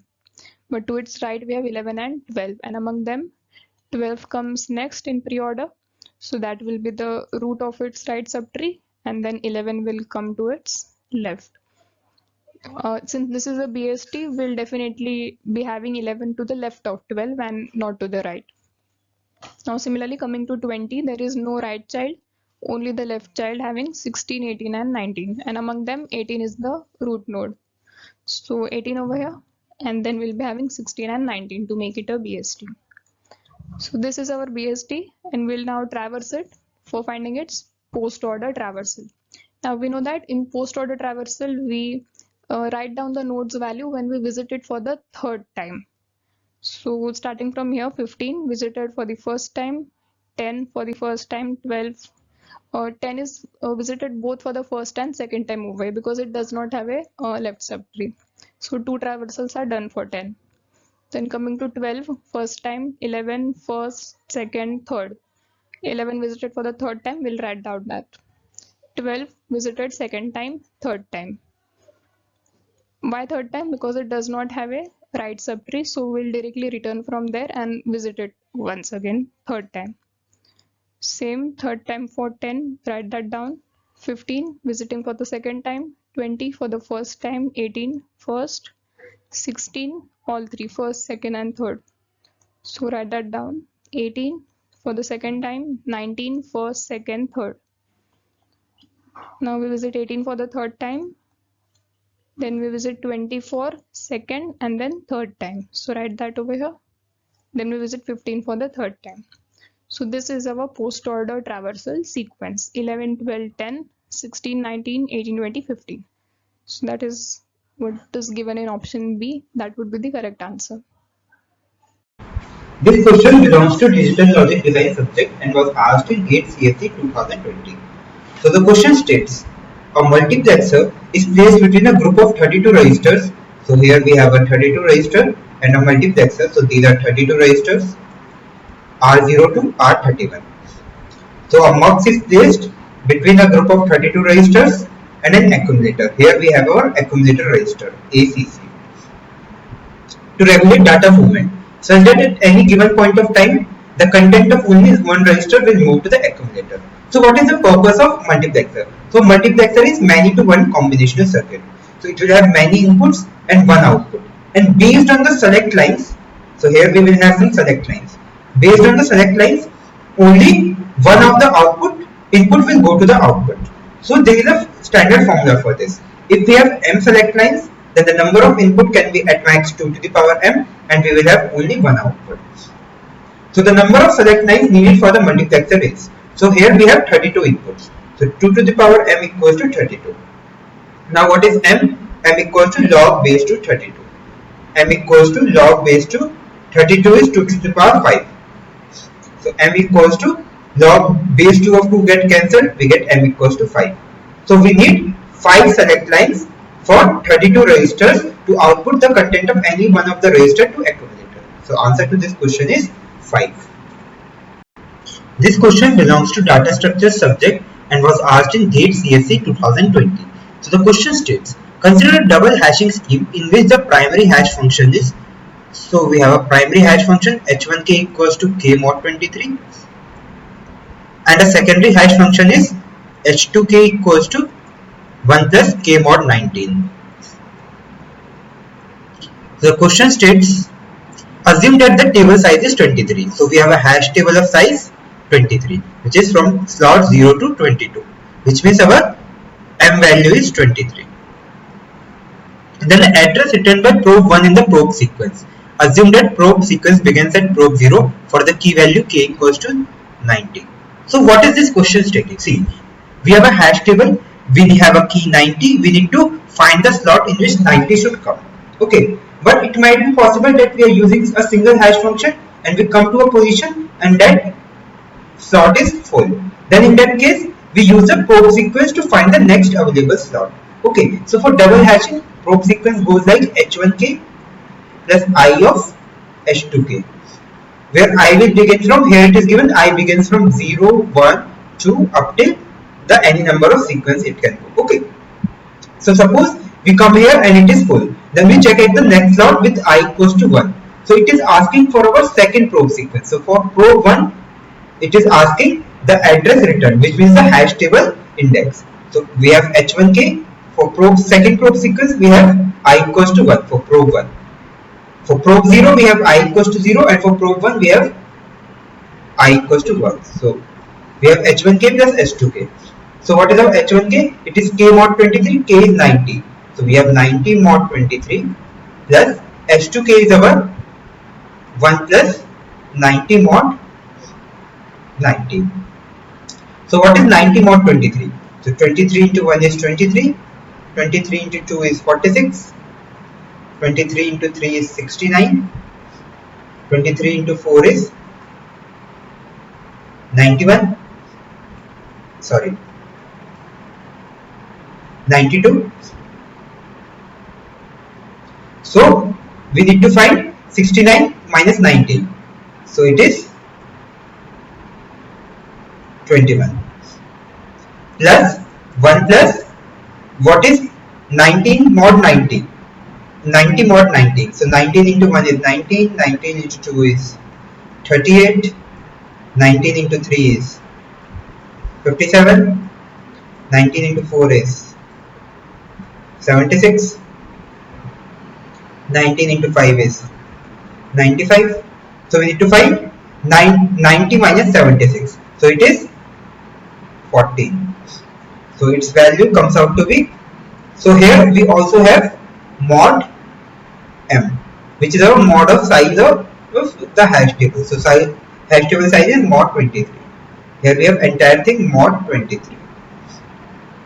So we have 21 plus 14 plus 1 mod 23, which is 36 mod 23.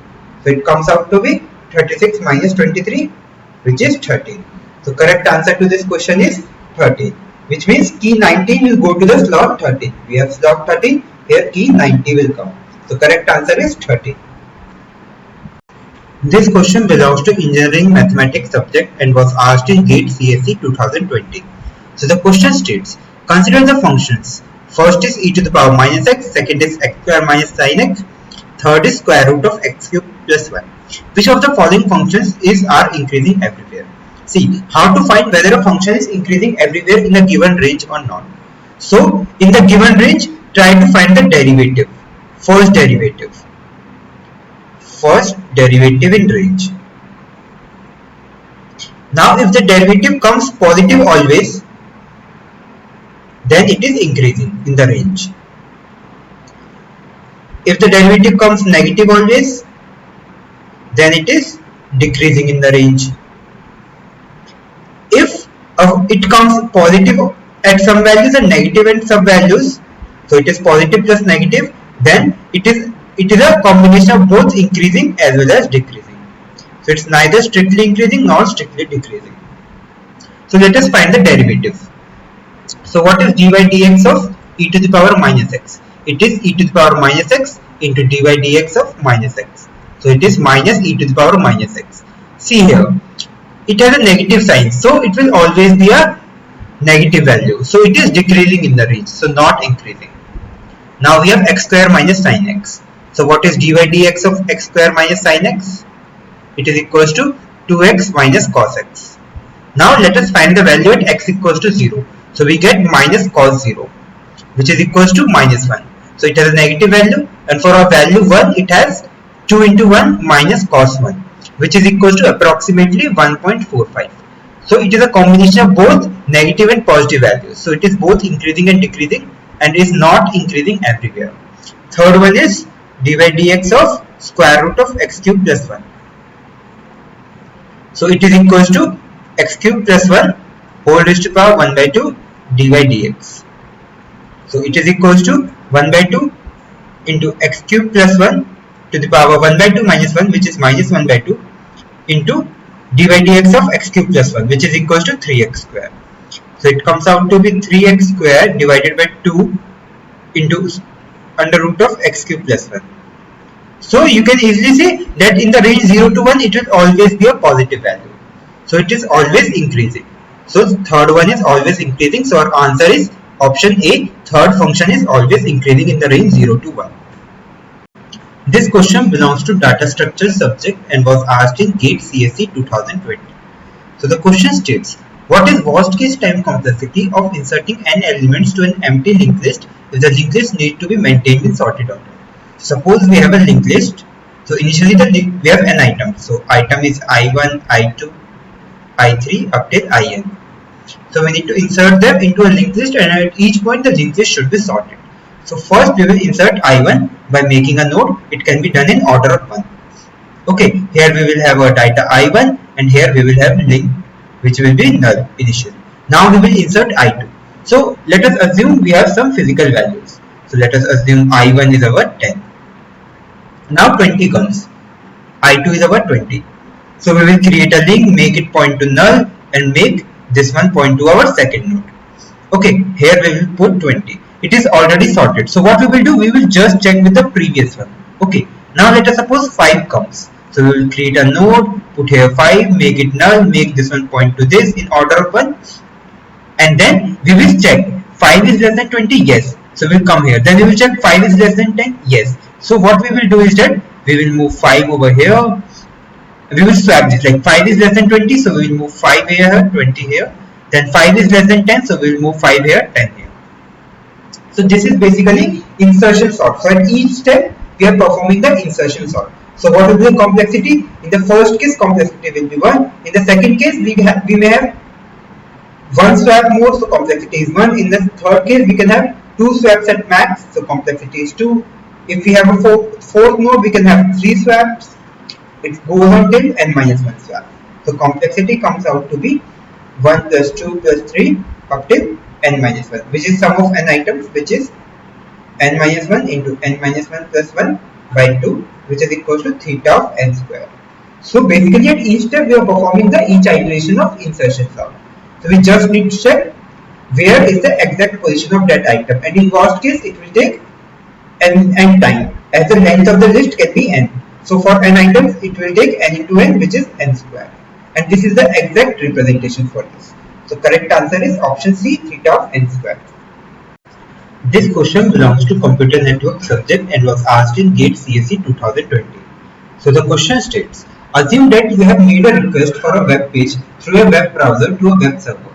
Initially the browser cache is empty. So here we have a web page which is a user side web page like Chrome. Here we make a request to a web server. So we have a web server which has our website hosted, and our website may have some data and some images. So data or text or images. So it is given web page through a web browser to the web server. Initially the browser cache is empty. So we do not have any caching of this website. So caching is not present. So we basically need to go to the web server. Further, the browser is configured to send HTTP request in non-persistent mode. So we have persistent mode and non-persistent mode. So what happens in non-persistent mode is that after a request is satisfied, the HTTP connection is broken down by the server and new connection needs to be established for a new request. The web page contains text, so it has text and 5 very small images. The minimum number of TCP connections required to display the web page completely in your browser is. So completely means we need the entire text and entire 5 images. So we need one TCP connection for getting our text. Then it is satisfied, so it will be broken down. Then we will need 5 TCP connections individually for the 5 images. And after each image, this connection will be terminated by our server. So we need 1 for text and 5 for images. So we need in entire 6 TCP connections in non-persistent mode, because after each request is satisfied, the connection is terminated by the server. So correct answer is 6 for this question. This question belongs to data structure subject and was asked in GATE CSE 2020. So the question states, consider the following C program. So here we have the program. Now it is asking the output of the program is. See here. First of all, we have this header file inclusion stdio.h. We have a main. Then we create a 2D array of size 4,5, which means it has 4 rows and 5 columns. So it is 0th column, 1st column, 2nd column, 3rd column, 4th column and 5th column. 4 rows, 0, 1, 2, 3, 4 rows and 5 columns from 0 to 4. Now we will have like this. Let me create the array first for you, the 2D matrix.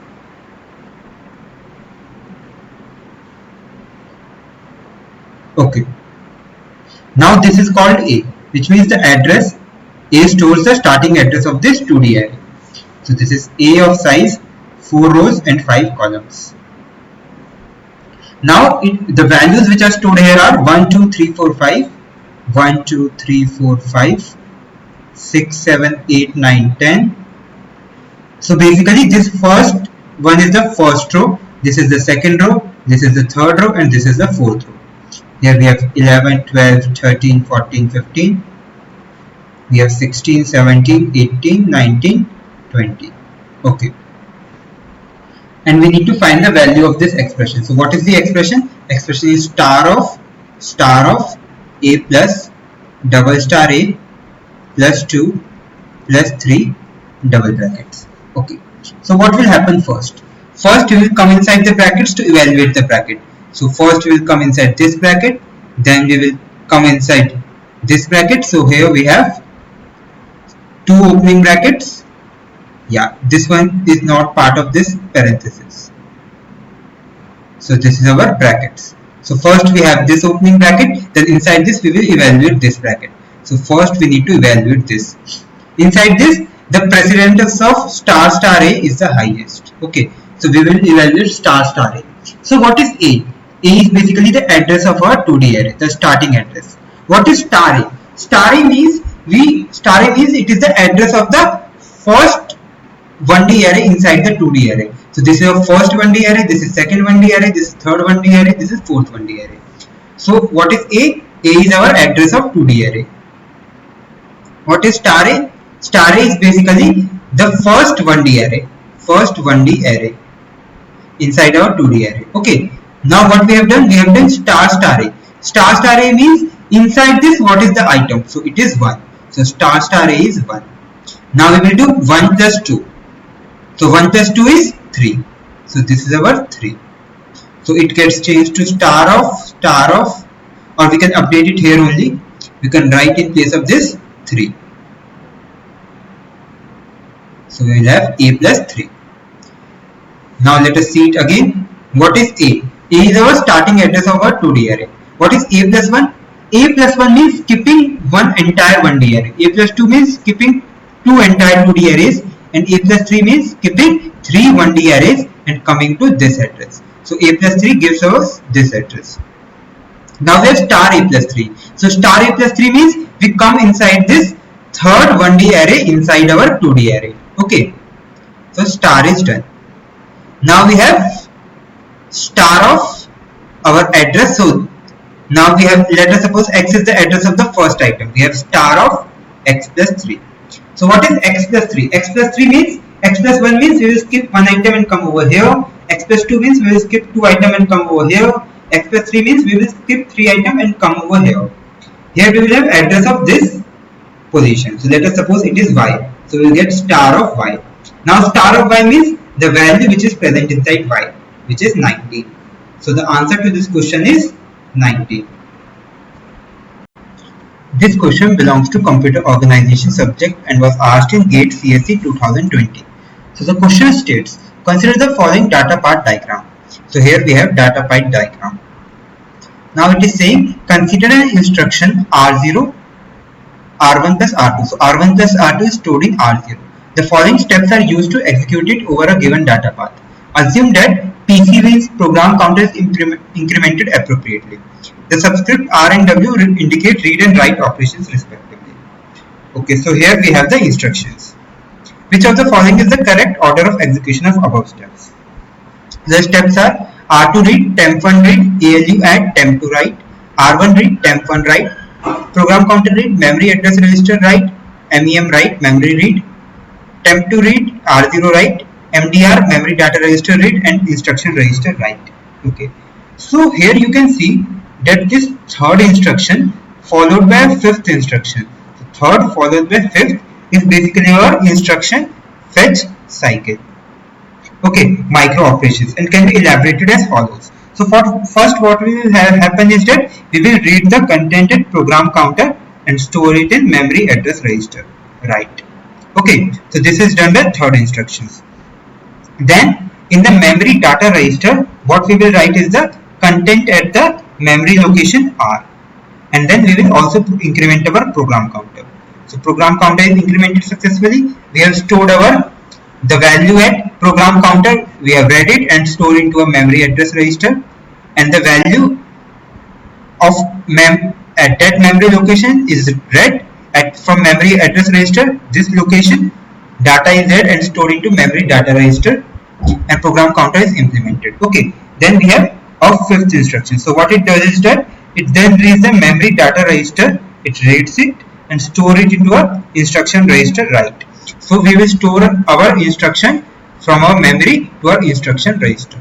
So this is third, these three are third instruction, this is fifth instruction. So first of all we will have 3, then we will have 5. Now after instruction fetch we will have our execute cycle to perform the operations. Now you observe the figure and it will be very easy to identify which steps are following which. Okay, so you can easily see what are the steps. See here we are performing an ALU add operation and we are writing in temp2, and we have a temporary register. So before this we need to fill this temporary register, so we can't have 1 as of now. Now can we have 2 as of now? Yes, we can have 2. So 2 is clearly stating that we will move the content of R1 register. So we will read R1 and we will move it into temp1. Okay, to some temporary register, and it is clear that before performing the ALU operation, temp1 should be there. So hence second will occur after 5. So here we will have second. So third is done, second is done, 5 is done. Now what we have? Now see.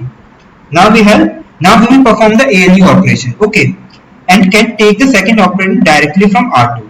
And the figure clearly shows that we need to put the result of ALU back into temp2. So here we will have temp1, we have stored this value.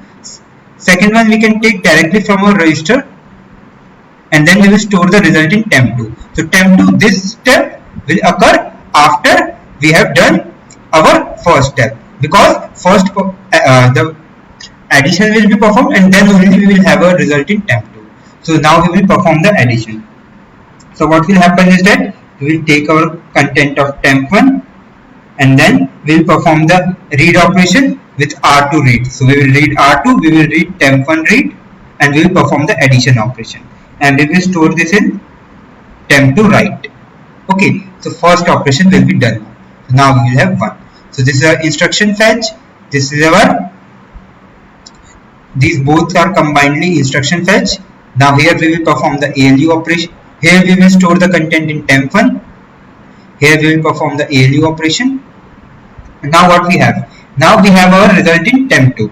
So we will read the content of temp2 and store it in our register R0. Similarly here you can see temp2 is stored to a bus. From here it will come to R0. So what we have? We have temp2 value is stored in our register R0. So now after this we will have our instruction 4.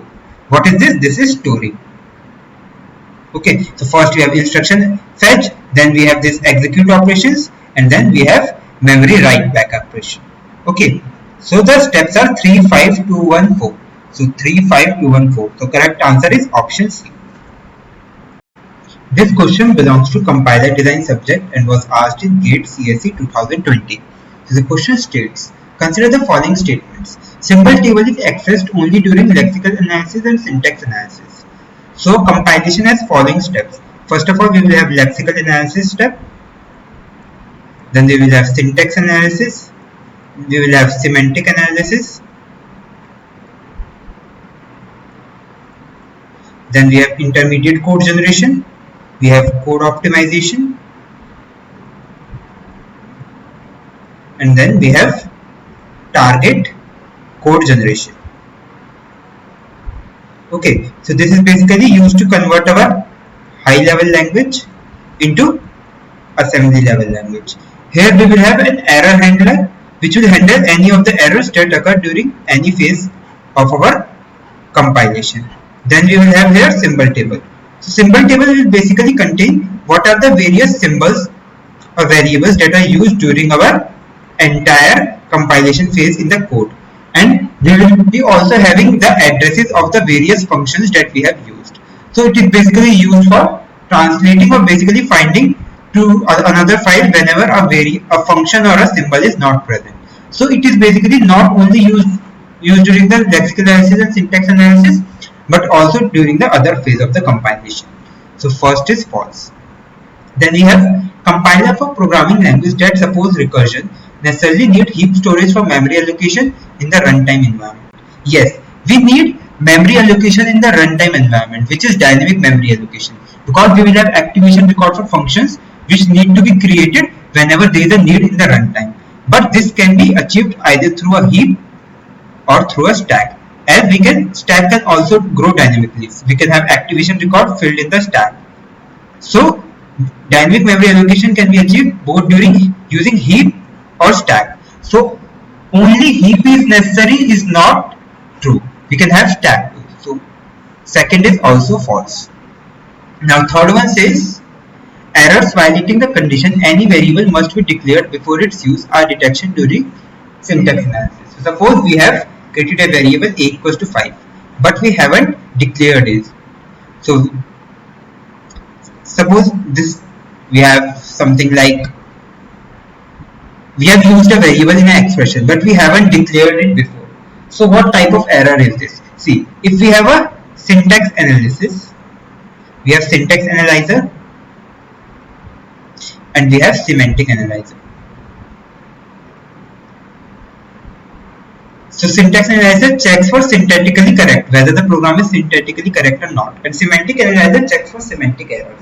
So it is basically based on context-free language and it is based on context-sensitive language. Now checking whether any variable is declared before its use cannot be done by using a CFL. It needs the power of CFL to be done. Thus, it is detected not during the syntax analysis but during the semantic analysis phase. So all three are wrong. So correct answer is, which is true, option D, none of 1, 2 and 3. This question belongs to Digital Logic Design subject and was asked in GATE CSE 2020. So the question states, if there are m input lines and n output lines for a decoder. So we have a decoder with number of input lines as m, number of output lines as n. That is uniquely used to address a byte addressable 1 KB RAM. So we have a 1 kilobyte RAM, 1 KB RAM. Now since it is byte addressable, so we will get 1 kilobyte divided by 1 byte, which means we need 1K addresses. Okay. Which means the value of n should be 1K. 1K or which means 1024. Okay.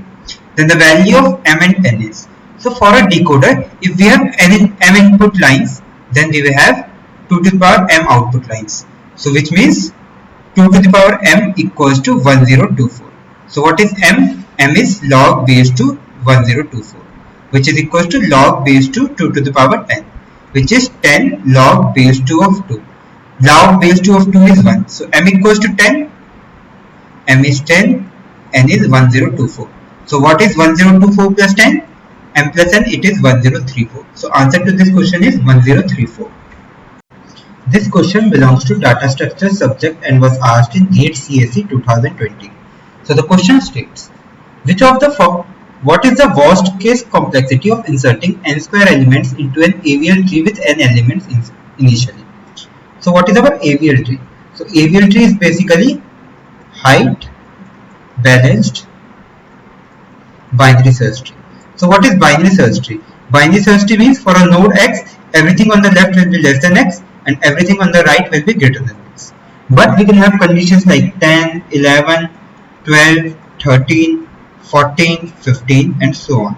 So in that case, searching for an item can take order of n time as it is skewed tree. So we try to make it height balanced so that we can make it perfectly balanced, something like 13, 12, 11, 17, 16, 19, something like this. This is height balance and it has a height approximately equal to log n. So AVL tree has a height of order of log n. And if you want to insert an item, then it will take, in worst case, the time complexity equal to the height of the tree, as we need to search, make comparison with all the items in a path. So insertion will take, in worst case, order of log n or number of items. Okay. So now let us see what the question is saying. So AVL tree is a height balanced binary search tree having number of items as n and the height as order of number of items. So let us take order of log n. N is the number of items, capital N. And insertion will take order of log n. N is the number of items. So first we will have our first insertion. So we have n square element we need to insert. So first element insertion, second element, third element, then we will have n square element insertion. So first element insertion, current height of the tree is n elements. So it will take order of log n. Now we have inserted, now we have this one item as well as n item in our tree. Okay, so number of item is n plus 1. So complexity is order of log of number of items, which is n plus 1.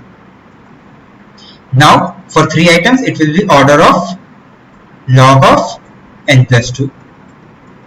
So for n square item it will be order of log of n square plus n item we had initially. Now we have inserted n square minus 1 item. So initially we had n item.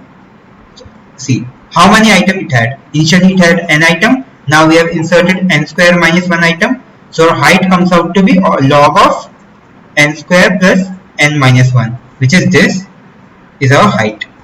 Okay. So what is our total complexity? Total complexity is sum of all these complexities.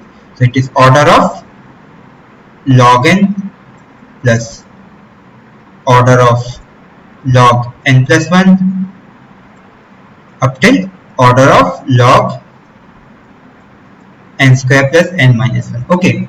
So we can write log a plus log b as log a into b. So this one can be written as order of log of n into n plus 1 into n plus 2 up till n plus n square minus 1. Okay. Then we have order of log of. So what is the power of n? See, here we have 1, 2, 3, 4, 5 up till n square. So n is multiplied n square times. So we will n multiplied n square times. So it is n to the power n square. So this is equal to n square log n. So the complexity comes out to the order of n square log n. So correct answer is option C. This question belongs to theory of computation subject and was asked in GATE CSE 2020. So the question states, which one of the following regular expression represents a string set of all binary strings with an odd number of ones?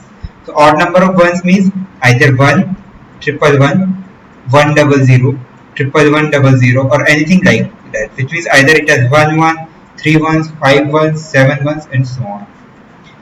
So here you can easily observe that this is basically a wrong question. See, can we generate 001 and 100? Both have only a single one, thus these must be accepted. Now let us try to generate 001 from here. See, 1 should always come, so 1 will always come. Now we have choice over here, and then 1 will always come and we have a choice over here, and 1 will always come and we have a choice on number of zeros, which means if we take this one to be this one, then we can't generate just zeros. So 001 can't be generated by A. So A is wrong. Now we have, let us see whether we can generate 001 from here. So we have 0 star 1, 0 star 1, 0 star, whole star, 0 star 1. So we can have 1 from here and we can have 00 from here and we can make this as epsilon. So 001 can be generated. Can we generate 100? No, we can't generate. As 1 should always come in the last. But after 1 nothing is there in this expression. So it can't generate 100. Let us see 011 for option C, which is 1 0 star 1 0 star 1 0 star whole star. See, here initially only 1 is there. So we can't have, according to this, we need to generate this. So after 1 nothing should be there, but here after 1 only anything can come. So it can't generate 001. Option C is also wrong. Option D is 0 star 1 0 star 1 0 star whole star 1 0 star, and we need to generate 001. See, we will take this one as this one and we will make this as epsilon. Now we need to generate 00 from here, but here these ones are compulsory, so we can't just generate 00. So it can't generate 001. So all our options are wrong. In that case, marks to all was given to all the students. So correct answer is option E, none of these. This question belongs to computer network subject and was asked in GATE CSE 2020. So the question states, consider the following statements about the functionality of an IP based router. Which of the following statements are true? Let us see all of them one by one. So first states, a router does not modify the packets during forwarding. Okay, so we have a router over here. We can have various routers in our network. Let us suppose this is link 1 and this is link 2. So each link has the maximum transmittable unit. Suppose it gets a packet and has an MTU of 1000, which means we can have data equivalent to 1000 bytes over here. And if it has MTU of 500, which means we can't transfer 1000 MTU packet over here. So we need to break the packet. So here fragmentation is done if the MTU of the next link is lesser than our IP packet size. So router does not modify the packet during forwarding is false, as we can have fragmentation done by router if the MTU of the next link is lesser. Second is, it is not necessary for a router to implement any routing protocol. Yes, this is true. Suppose this is our router and these are various links and we have next router over here or a network over here. Then in that case, what will happen? If we do not have any routing protocol, then we can just forward the packet to all the links. So it is also a possibility that we may not implement any routing protocol and we can just use forwarding to all the links. So second is true. Let us see option 3. A router should reassemble fragments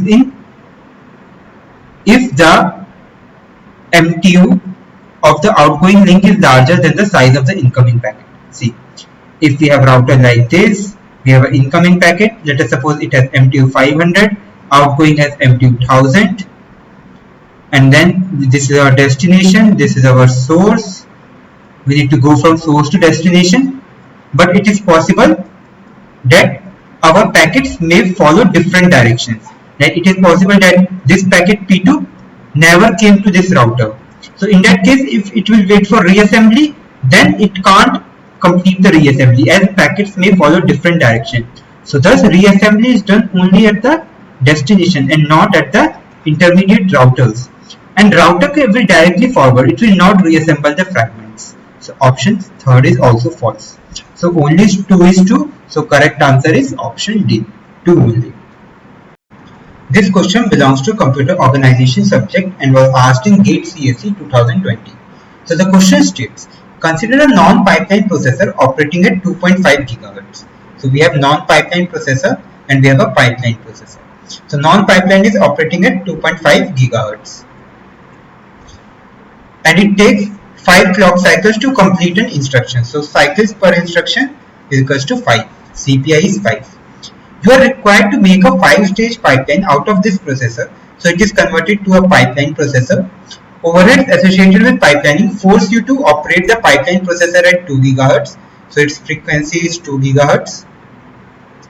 In the given program, assume 30% are memory instructions. So memory instructions are 30%. 60% are ALU instructions. ALU instructions are 60%. And rest are branch. So branch instructions are 60 plus 3, 90. So 10% remaining. Branch instructions are 10%. 5% of memory instructions causes stalls of 50 cycles each. So 5% of these instructions cause a stall of 50 clock cycle, 50 cycles. Each due to cache miss. And 50% of branch instructions, which means 50% of these, cause stall of 2 cycles. Okay, assume that there are no stalls associated with execution of ALU. So it has no stalls. Okay. For the program, the speed up achieved by pipeline processor over the non-pipeline processor, rounding off to the 2 decimal places. Okay. So let us see over here. So we have non-pipeline processor. So it operates at 2.5 GHz. So what is its cycle time? So one cycle time equals to 1 divided by 2.5 GHz. So cycle time is equals to 0.4 nanosecond. Okay. Now let us come to the pipeline processor. Here it is given that memory instructions are 30% and 5% creates 50 cycle stall. ALU instructions are 60%, branch instructions are 10%.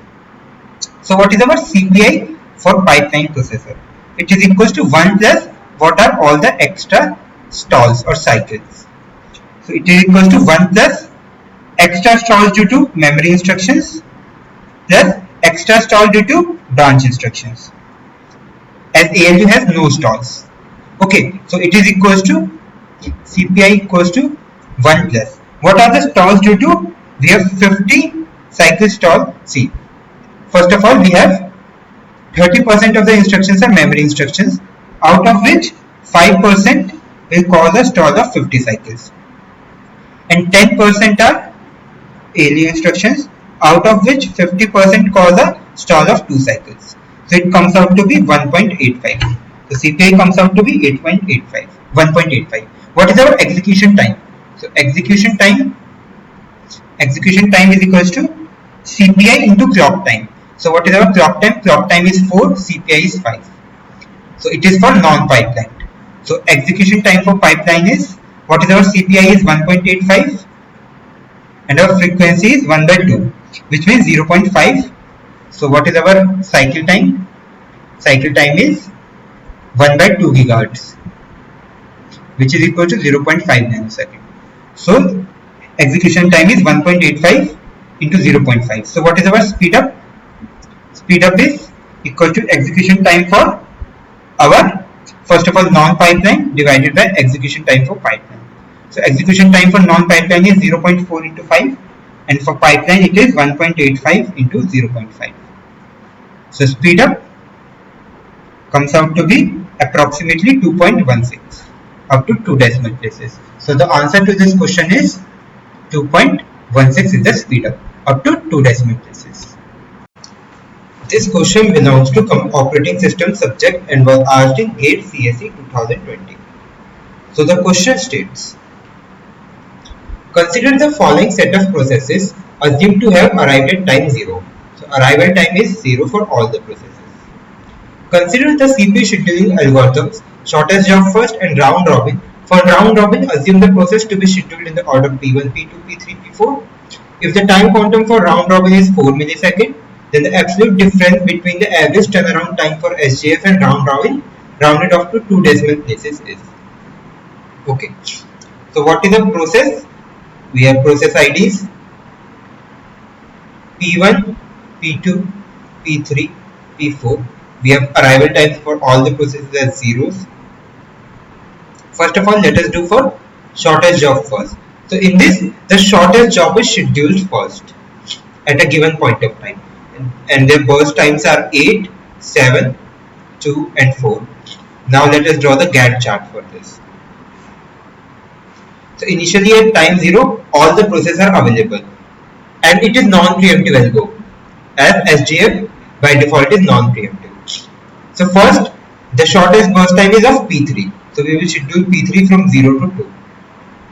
Then we have completion times. So P3 gets completed time 2.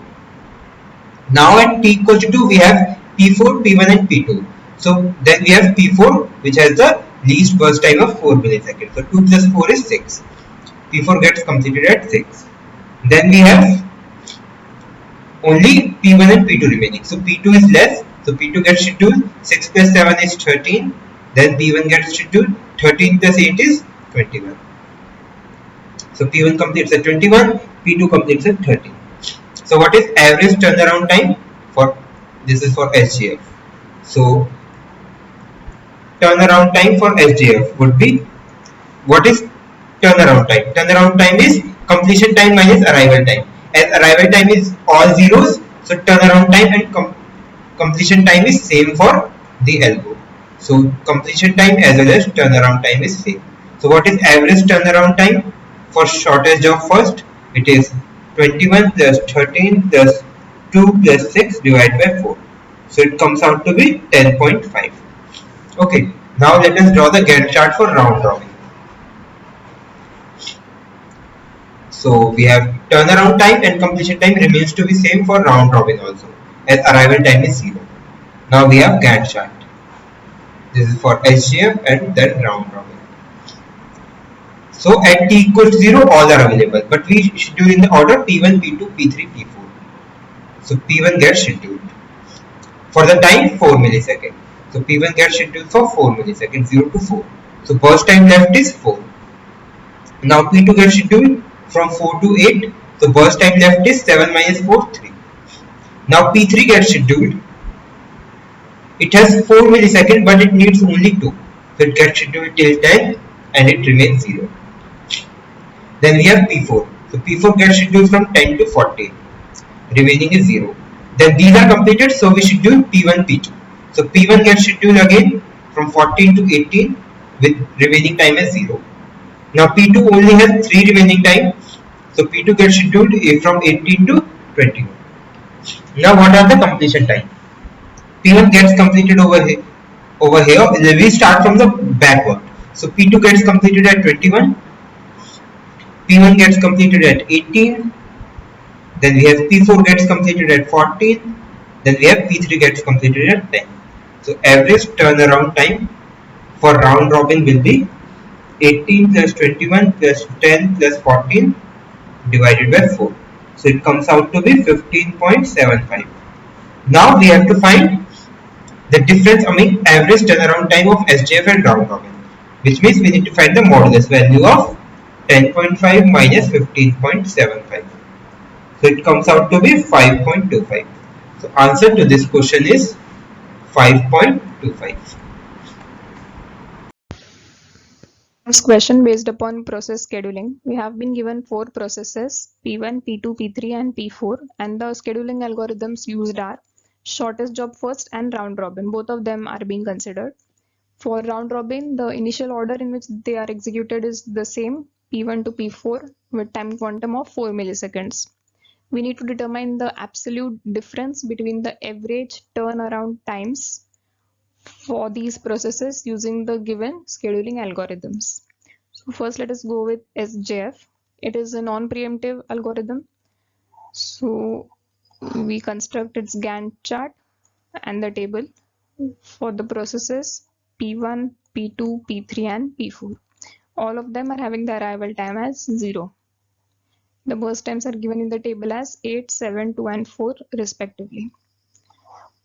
Now in the Gantt chart, the first process to be executed will be P3 because it is having the smallest burst time. So it executes for the first 2 milliseconds, after which process P4 is scheduled, which because it is the next smallest burst time up to 6.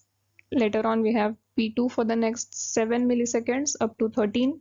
Finally we have P1 for next 8 milliseconds up to 21. So we got the completion times as for P1 it is 21, for P2 it's 13, for P3 we have 2 and for P4 it is 6.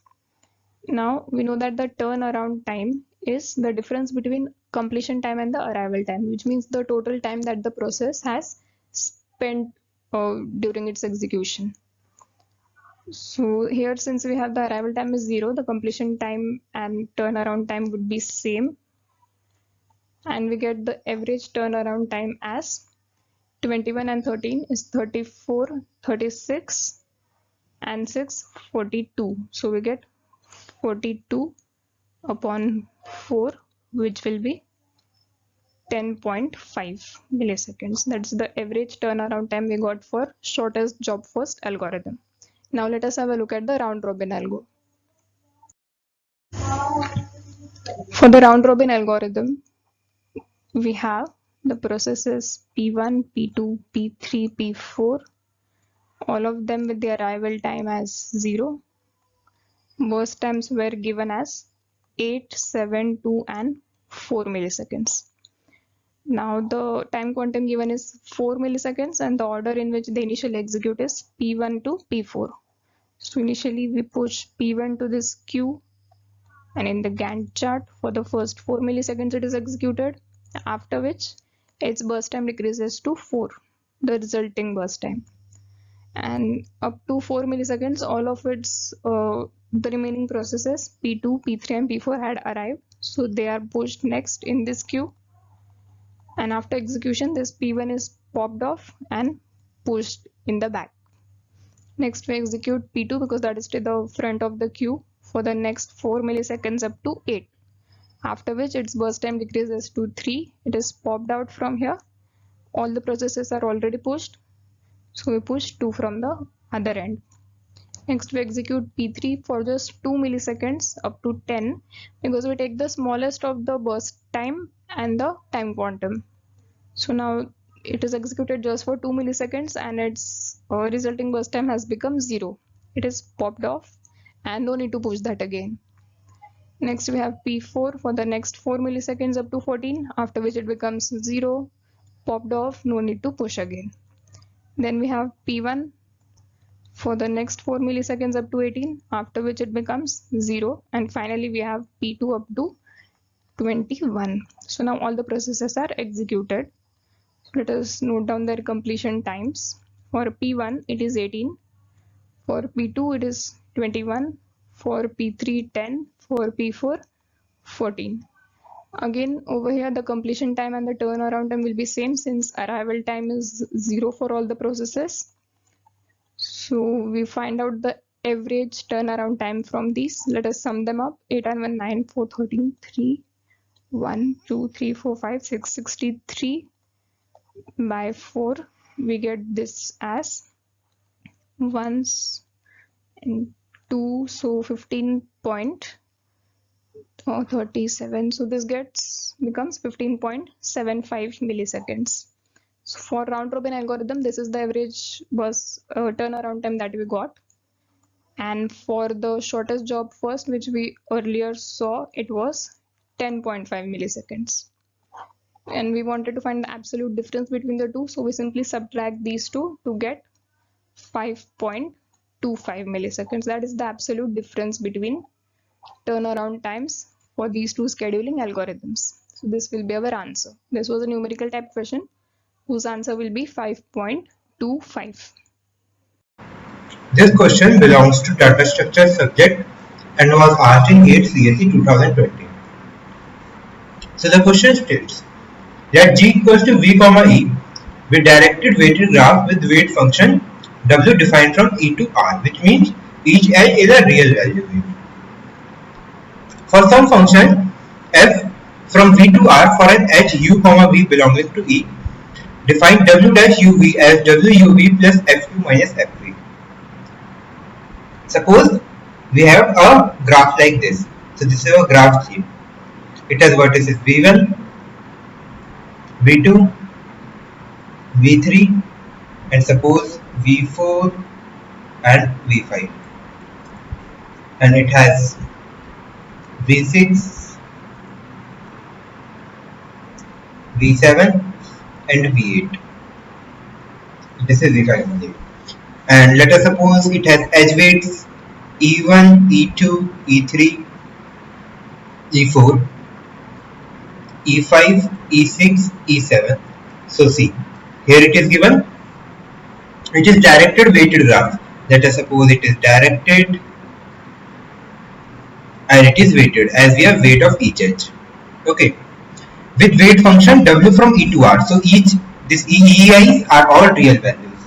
For some function f V to R, which means this vertex is mapped to a real value, such that for each edge UV belonging to E, suppose E1 is an edge, then we define its new weight as, so its new weight is defined as its old weight, which is E1 plus FU minus FV. So it goes from V1 to V2. So it is V1 minus V2. V1 minus V2. Okay, let me use a different color for this. So it is E1 plus V1 minus V2. What is E2 new value? It's E2 plus V2 minus V3. E3 is E3 plus V3 minus V4. E4 is E4 plus V4 minus V5. E5 is E5 plus V1 minus V6. E6 is E6 plus V6 minus V7. E7 is E7 plus V7 minus V5. Now it is given which of the following options completes the following sentence so that it is true. The shortest path in G under W, shortest paths under W2 dash R, which means under W and W2 dash shortest path R.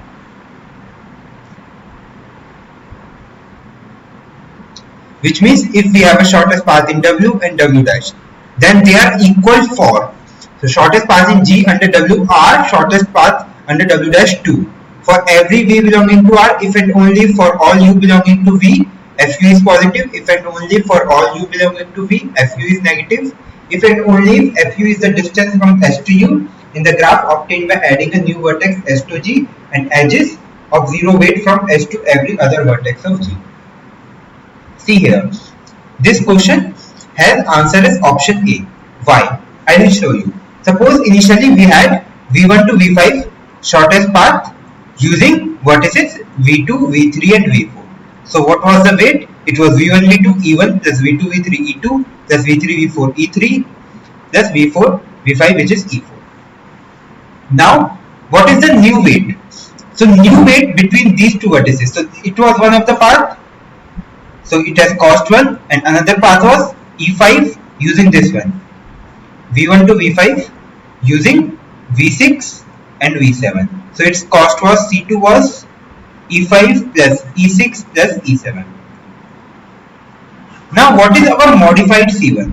So modified C1 will be E1 plus V1 minus V2 plus E2 plus V2 minus V3 plus E3 plus V3 minus V4 plus E4 plus V4 minus V5. We have just added the new weights. This is our C1 dash. So this you can see this V2 V2 cancels out, V3 V3 cancels out, V4 V4 cancels out. So it is equals to E1 plus E2 plus E3 plus E4 plus V1 minus V5. So it is equals to C1 dash plus V1 minus V5. Not C1 dash, C1 plus V1 minus V5. Okay, and what is our C2 dash? C2 dash equals to E5 plus E6 plus E7. So its new weight is E5 plus V1 minus V6 plus E6 plus V6 minus V7 plus E7 plus V7 minus V5.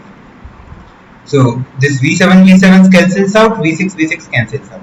So C2 dash equals to E5 plus E6 plus E7 plus V1 minus V5. It is equals to C2 plus V1 minus V5. Let me now erase the redundant stuffs. Let me erase this. Okay. Let me also erase this one and this one. Okay. So now you can see what is C1 dash. C1 dash is C1 plus V1 minus V5. What is C2 dash? C2 dash is C2 plus V1 minus V5. These both are same, which means they will be compared based on C1 and C2 only, and initially C1 was less. So in W, C1 was less, so we had a shortest path from V1, V2, V3, V4, V5. Okay. Now here also C2 dash will be less because C1 is less than C2. See here, in C1 dash and C2 dash, C1 dash will be less because C1 is less than C2, and these are same in both. So C2 dash will be less. So path will be same. In W dash also we will have same path, V1, V2, V3, V4, V5. So whatever may be the vertex, the path will always remain the same because other values will get cancelled out. Middle will cancel out. This V3 will cancel, V4 will cancel, V2 will cancel, and V1 and V5 will be common in both because here V7 will cancel, V1 and V5 is common. And initially this upper was less, so after this new weight adjustment, upper path will be less. So answer is for every vertex, for every F mapping from V to R. This question belongs to Database Management System subject and was asked in GATE CSE 2020. So the question states, consider a schedule of transactions T1 and T2. So we have T1 and T2, where Rx stands for read on X and Wx stands for write on X. Which of the following schedules is conflict equivalent to given schedule? So we need to tell which schedule is conflict equivalent to given schedule. So two schedules are said to be conflict equivalent. Two schedules are conflict equivalent if the conflicting actions are similar. If they have similar conflicting actions, then they are conflict equivalent. Okay. Now what is a conflicting action? Conflicting action means they must occur on different transactions. Different transaction. The actions must be on different transactions. One of them must be right, which means we should have greater than equal to one right operation. And the third one is that it should be on same data item. Okay, same data item. So let us see what are the conflicting operations in a given schedule. So we have RC on the first transaction. So all these are 1. As these are being operated by the first transaction, these are 2. Okay, so we have RC1 followed by WC2. So one of them is right. They are performing on the same data item C and on different transactions. So we have RC1, WC2 as conflicting operations. Then we have RD2 followed by WD1. So we have RD2, so RD2 followed by WD1. Okay, then the third transaction we have RB2 followed by WB1. So we have RB2 followed by WB1. Fourth one is our WB2 followed by WB1. So this is WB2, this is WB1. Okay. Now let us see all the operations. So in the first transaction RC1, then we should have WC2. So we have RC1 and then WC2. So this is verified. Then we have RD2, then WD1. So RD2, then WD1. Yes, this is also correct. RB2, then WB1. RB2, then WB1. Yes, this is also correct. WB2 followed by WB1. WB2 followed by WB1. Yes, this is also correct. Now in the second one, you can see that this one WD1 follows RD2. So we have WD1 follows RD2 in the second one. See, here we have WD1 followed by RD2, but it should be opposite. It should be RD2 then WD1. So this is false. In the third one, similarly we have WD1 then RD2, but it should be opposite. RD2 should come before WD1. Then the third one, you can see we have WC2 followed by RC1, but we should have RC1 then WC2, but here we have WC2 then RC1. So this is also false. So correct answer to this question is option A is conflict equivalent to our given schedule. This question belongs to computer organization subject and was asked in GATE CSE 2020. So the question states, a computer system with a word length of 32 bits has 16 MB byte addressable main memory and a 64 KB 4-way set associative cache memory with a block size of 256 bytes. Consider the following 4 physical addresses represented in hexadecimal notation. So these are 4 addresses. Which of the following is true? A1 and A4 are mapped to different cache sets. A2 and A3 are mapped to same cache set.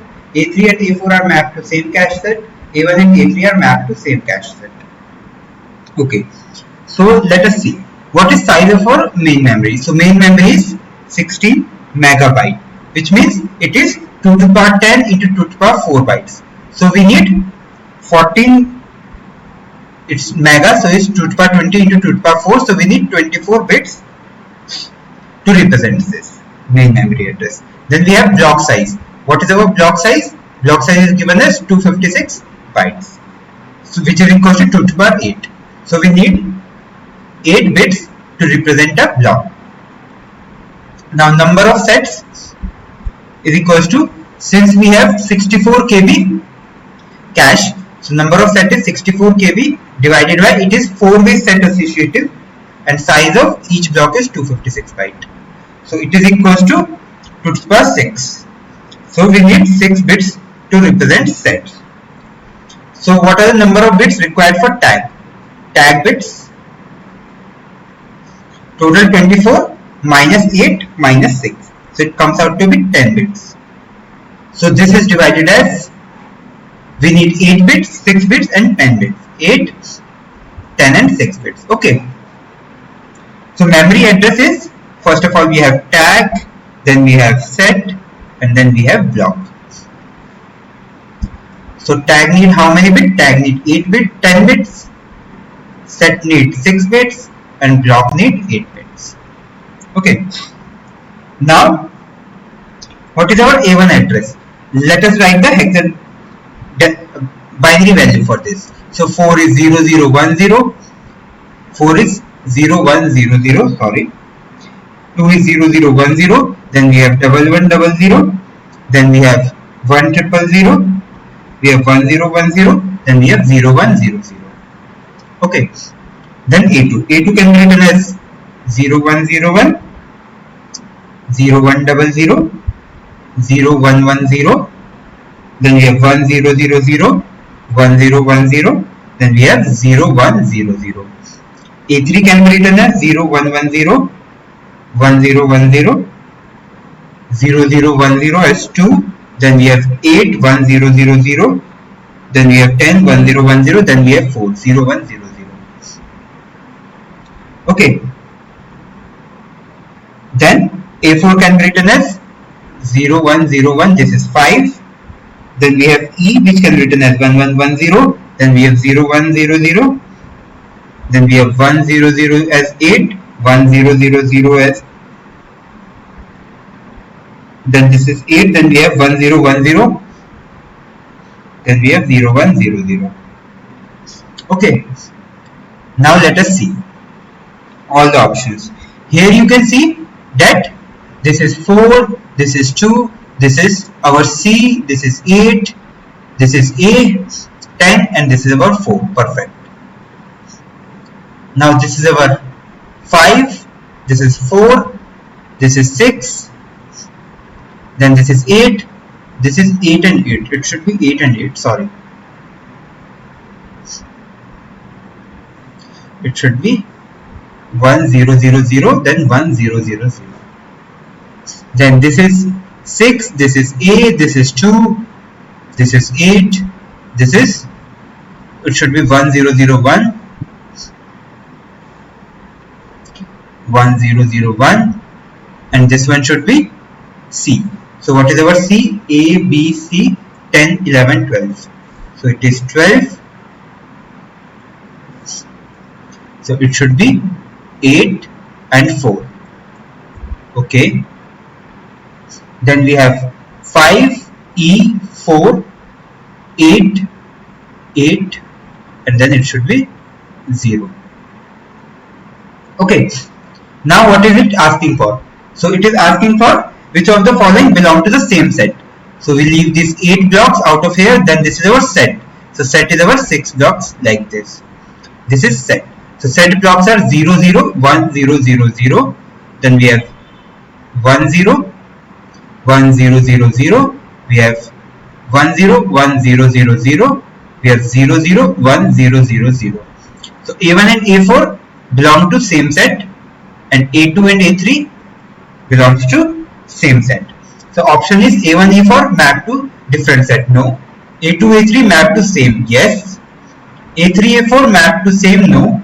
A1 A3 map to same. No. So correct answer is option B. This question belongs to engineering mathematics subject and was asked in GATE CSE 2020. So the question states, for n is greater than 2, which means for n values starting from 3, 4, 5 and so on up till infinity, A belongs to 0, 1 to the power n be a non-zero vector. So A, let us suppose we take n equals to 3. So A will belong to 0, 1 to the power 3. Let us suppose we will have 8 combinations: 0, 0, 0, 0, 0, 1, 0, 1, 0, 0, 1, 1, 1, 0, 0, 1, 0, 1, 1, 1, 0, 1, 1, 1. It is non-zero vector, so this is not allowed. Let us take any value. Let us take 0, 0, 1. So we have been given A. Suppose X is chosen uniformly at random from this. So X is chosen at random from 0, 0, 0, 0, 0, 1, 0, 1, 0, 0, 1, 1, 1, 0, 0, 1, 0, 1, 1, 1, 0, 1, 1, 1. Then the probability that AI into Xi, which means concatenation of the probability that concatenation of 0, 0, 1 with all of them will result in an odd number is. Okay. So what is 0, 0, 1, 0, 0, 0? See, this is 2 to 8, which is not an odd number. Now this comes out to be 9, an odd number. This comes out to be 10, not an odd number. This is 11, an odd number. 12, not an odd number. 13, an odd number. 14, not an odd number. And 15, an odd number. So probability is 4 by 8, which is 0.5. So answer to this question is 0.5. You can take with any value and anything like that. You will get to know that the probability will always come out to be 0.5. So answer to this question is 0.5.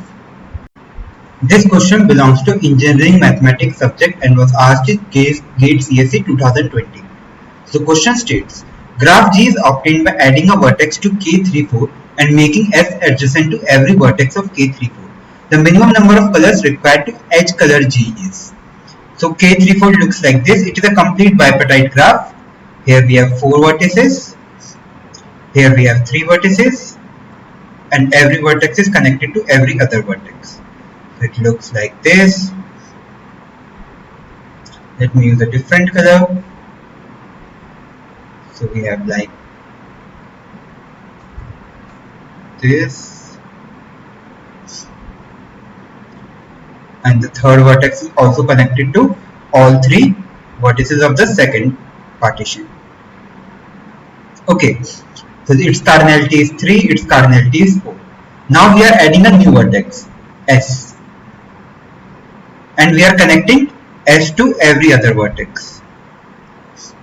Like this and like this. See, if it was vertex coloring, then what we can do? We can assign all these colors C1, all these colors C2. What is vertex coloring? Vertex coloring means no two adjacent vertices should have the same color. So no two adjacent have the same color. And this can be assigned a different color C5. In that case, color would be 5. But here it is asking for edge coloring, which means we need to color the edges. So how will we do this? See here. So what we will do is that, see, all these 3 and all these 4. So edge coloring means no two adjacent edges should have the same color. Which means all these 4 and all these 3 should have different color. which means C1, C2, C3, C4, C5, C6, C7. We have 7 colors. Okay. Now we need to color this. See, this is colored C3, so it can't have C3, and this is colored C4, so it can't have C4. It can have any other color. Even it can't have, can it have C5? Yes, it can have C5, as C5 is not adjacent to this. Now, it can't, second one can't have C3 and C6. Can it have C7? Yes, it can have C7. Now, this one can't have C6. This one can't have C5 and C3, and this one can't have C6 and C3. So it can also have C7. So similarly, we can assign all these 7 colors to here, making sure that no two adjacent have the 7 colors, have the same color. So minimum number of color required would be 7. You can easily make out that all these have 2 exclusions. See, every edge has only 2 exclusion, one from this side and one from this side, and 1, 2, 3 from this side. So 1, 2, 3, 4, 5, 6 exclusion. And other than that, it can be colored with any other color. See, if we have a color like this, then you have one exclusion over here, second exclusion over here, going to S. Then for this, what we have? We have 4 edges like this. So it has third exclusion. So this is our third exclusion, fourth exclusion, fifth exclusion. And it can be colored with the remaining color. So minimum number of colors required would be 7. This question belongs to computer network subject and was asked in GATE CSE 2020. So the question states, an organization requires a range of IP addresses assigned to one of its 1500 computers. The organization has approached the Internet Service Provider ISP for this task. The ISP uses CIDR and serves the request from the available IP address space. So available IP address space is 202.61.0.0/17. The ISP wants to assign an address space to the organization, which will minimize the number of routing entries in the ISP router using router aggregation, which means we are using subnetting. Okay. Which of the following address space are potential candidates from which the ISP can allot any one of the organization? So we have the following options. Okay. So let us first expand this IP address. So it is 202.61.0 can be expanded as 0000000, and it can also be expanded into 8 zeros. Okay. Now what is this 17? 17 is basically our network ID. So network ID is 17. So 8 bits over here, 8 bits over here, and 1 bit over here. So this is our network ID. And what are the rest bits? Rest bits are basically host ID. Okay, but we need 1500 computers. So what is 2 to the power 10? It is 1024, and 2 to the power 11 is 2048. So we need actually 11 bits for our host ID. So we have 8 over here and 3 over here. So these are host ID. And these remaining 4 bits are basically our subnet ID. So we have 4 bits. So 4 bits can be used to represent 16 subnets, which is 2 to the power 4, 16 subnets. So any of the possible address must be among this subnet ID. Okay, let us see the options. So first option is 202.61.84.0/21. It can be written as 202.61.84 can be written as 0 1010.00000000. So host ID is perfectly all zeros, and our network ID 0 is matching with this, and then we have these are subnet IDs. Subnet ID is 1010, but see, this host ID has a 1, but host ID must be all zeros, so it is false. Then we have second option 202.61.104/0. So we have 104/0/21. So it's 202.61.104 can be written as, so we can write 104 like 011010000. So these 11 bits are host ID, all zeros perfect. These 4 are subnet ID, perfect. and these 11 are network ID, and it is entirely matching, so perfect. So second one can be an option. First one is wrong, second one is a possible answer. Let us see third one. So third one is 202.61.64/0. Now writing its binary equivalent, we get 64 as, so 64 can be written as 0 0 1 0 0 0 0 1 2 3 4 5 6 7 8. So these till here is our host ID, these four are our subnet ID. Host ID is all zero, subnet ID is in the range, and network ID is matching. So option C can also be a possible answer. Now let us see option D. Option D is 202.61.144/0. 144/0. So now we need to write the binary equivalent for 144. So 144 can be written as 1001000. So these ones are our host ID, all zeros. These ones are our subnet ID, perfect. But see here, host ID should have this 17th bit as 0, network ID, and here network ID 17th bit is 1. So network ID is not matching. So option D is false. So option second and third. So correct answer is option B, 2 and 3 only. This question belongs to database management system subject and was asked in GATE CSE 2020. So the question states, consider relational table R that is in 3NF but not in BCNF. Which of the following statement is true? R has a non-trivial functional dependency x determines A where x is not a superkey and A is not a prime attribute. R has a non-trivial functional dependency x determines A where x is not a superkey and A is a non-prime attribute and x is not a proper subset of any key. X has a non-trivial function dependency x determines A where x is not a superkey and A is a non-prime attribute and x is a proper subset of some key. D. A cell in R holds a set instead of an atomic value. So this is a question directly from the definitions of functional dependency. See. So we have four types of functional dependency: BCNF, 3NF, 2NF, 1NF. With BCNF being the most stricter one.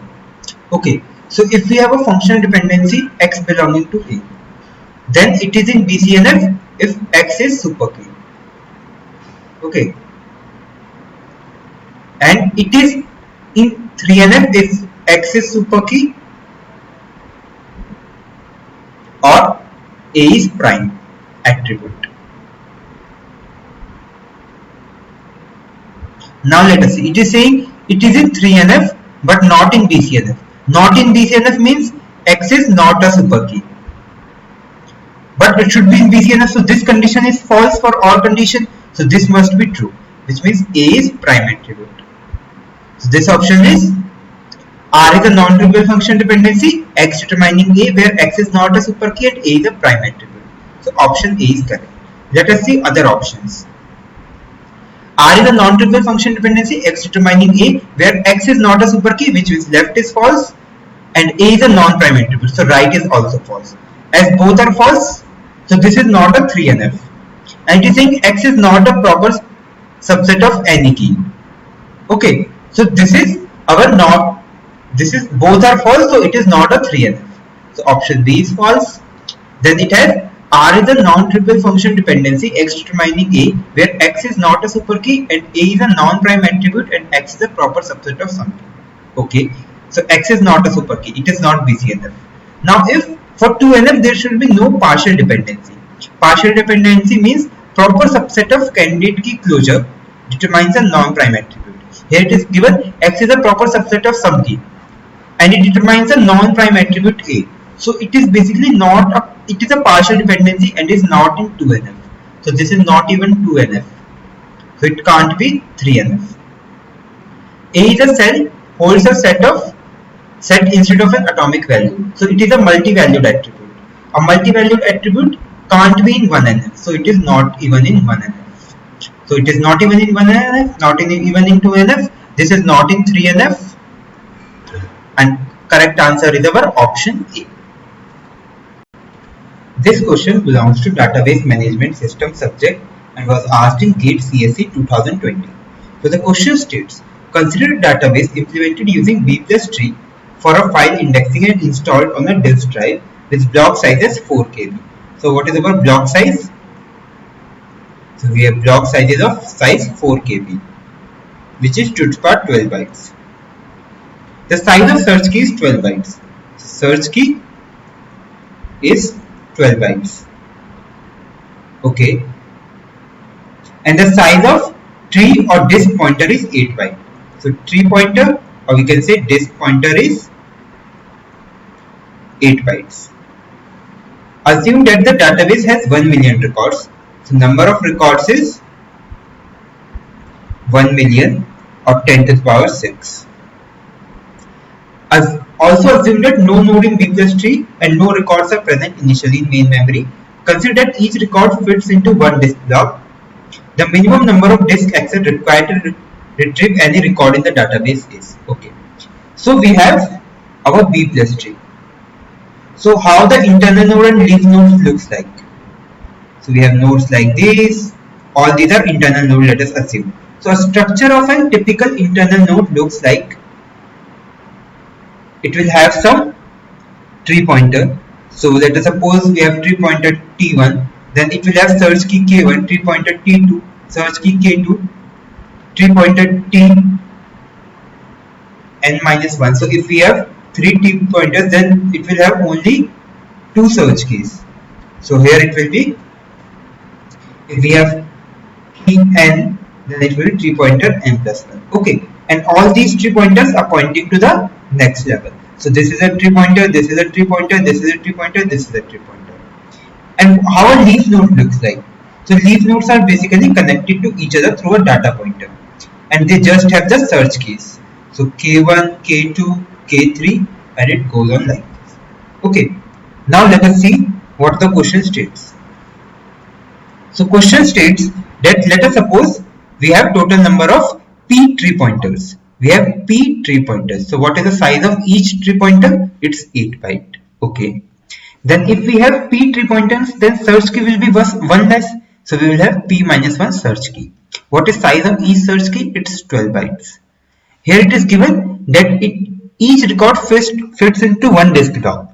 What is size of one disk block? It's 4 KB, which is 4096 bytes. So it must be less than or equal to 4096. Okay. Now let us calculate it. So after calculating, you got P less than or equal to 205.4. Now it should be an integral value. So P equals to 205. Here we will be taking a lower bound, because if we have 205.4 pointers, then we can't have 0.4 pointers. We need to shift it to the next block. So a particular block will have only lesser, which means 205 pointers. Okay, now it is done. Now let us see. So what is level 1? So level 1 have just one node. So what are number of nodes? Node is 1. How many keys are there? So number of keys are 204. And how many pointer are there? See, at each level we have P keys and P minus 1 pointer. Tree pointers. So we have P minus 1 keys and P tree pointers. We have P minus 1 keys, as here we have taken P minus 1, and we have P pointer, as here we have taken P. Okay, so number of pointer is key plus 1, which is 205 pointer. So at next level, each node will have the similar, but we need to count overall. So overall, how many pointers will be there? See, each node has 204 keys, and how many nodes do we have? We have the nodes equal to number of pointers from our level, which is equal to 205. So number of pointer going in the third level are these much. Now here, each node will have 204 keys, and how many such nodes do we have? Which is equal to number of pointer from our level. So it is equal to, see here, what happens? Let us do two different things for better understanding. We will find number of keys and number of pointer. Okay, see, at this level, what will be the number of keys? Here we have 205 pointers, which means 205 nodes. And each node has 204 pointers. So 204 into 205. How many pointers do we have? We have 205 nodes and each node has 205 pointers. So we have 205 square pointer. At this level, we are coming up with number of pointers equals to 205 square. And each node has 204 keys. So total keys is 204 into 205 square. And number of pointer is each node has 205 pointers. So it is 205 into number of node is 205 square. So number of pointer equals to 205 cube. Okay. So which means level 3 alone has how many entries? So level 3 has approximately, so if you compute this, you will get it has approximately 8.5 into 10 to the power 6 entries. So it is more than a million. If you compute this, you will get to know it is more than a million. 8.5, because this is only 1 million, it is 8.5 times a million. So we can be sure that a 3-level B plus tree is sufficient to index 1 million records, as we need to index 1 million records. So to access any record in the worst case, we come down the level. So we need 3 access to come into third level. First access is this, second access is this, third access for the third level. We need 3 block access to search for the record in the index. And then after we have got, we will need 1 more access to actually access the record. So total access equals to level plus 1. So level are 3 levels plus 1, which means 4 access are required. So answer to this question is 4. This question belongs to computer organization subject and was asked in GATE CSE 2020. So the question states, a computer has 64 registers and uses 16-bit instruction format. So number of registers are 64, which is 2 to the power 6. So we need 6 bits for addressing registers. And we have a 16-bit instruction format. So number of encodings possible is 2 to the power 16. Okay. It has 2 types of instruction, I-type and R-type. So we have I-type instruction and an R-type instruction. Each I-type instruction contains an opcode, register name and 4-bit immediate value. It has an opcode, register name and a 4-bit immediate value. So its entire is 16. We have a register. For register we need 6 bits. For an immediate value we have 4 bits and an opcode need 10 bits. Okay. Each R-type instruction contains an opcode and 2 register name. So R-type instruction has an opcode, register name 1 and register name 2. Each register name will take 6 bits. Okay, and it is 16. So it will be 4. Then the possible number of distinct R-type opcodes, given that there are 8 I-type opcodes. So total encoding is 2 to the power 16. So 2 to the power 16 equals to, we have 8 I-type. So each I-type need 2 to the power 6 for register and 2 to the power 4 for immediate value. And let us suppose we have X R-type and each R-type need 2 to the power 6 for one register and 2 to the power 6 for second register. So these are I-type encoding, these are R-type encoding. Okay, so 2 to the power 16 equals to 8 is 2 to the power 3 into 2 to the power 6 into 2 to the power 4. So it comes out to be 2 to the power 13 plus X into 2 to the power 12. So here 2 to the power 12 can be taken as common and we can have 2 to the power 12, 2 plus X. 2 to the power 12 sent over here will be 2 to the power 4, which will be 16 equals to 2 plus X. So X is our 14. So we can have at max 4 distinct R-type opcodes, given that there are 8 I-type opcodes. So 8 I-type opcodes, we need to find how many R-type opcodes are there. So X is 14. This question belongs to engineering mathematics subject and was asked in GATE CSE 2020. So the question states, which one of the following predicate formula is not valid? Note that W is a predicate formula without any free occurrence of X. So we have option A, for all X, Px or W is equivalent to for all X, Px or W. Okay, So here actually we have removed W out of this for X range. Can it be done? Logically it can be done, as it is given that W is a formula without any free occurrence of X. So W do not have any X. Can you verify it? Yes. Suppose W is always true.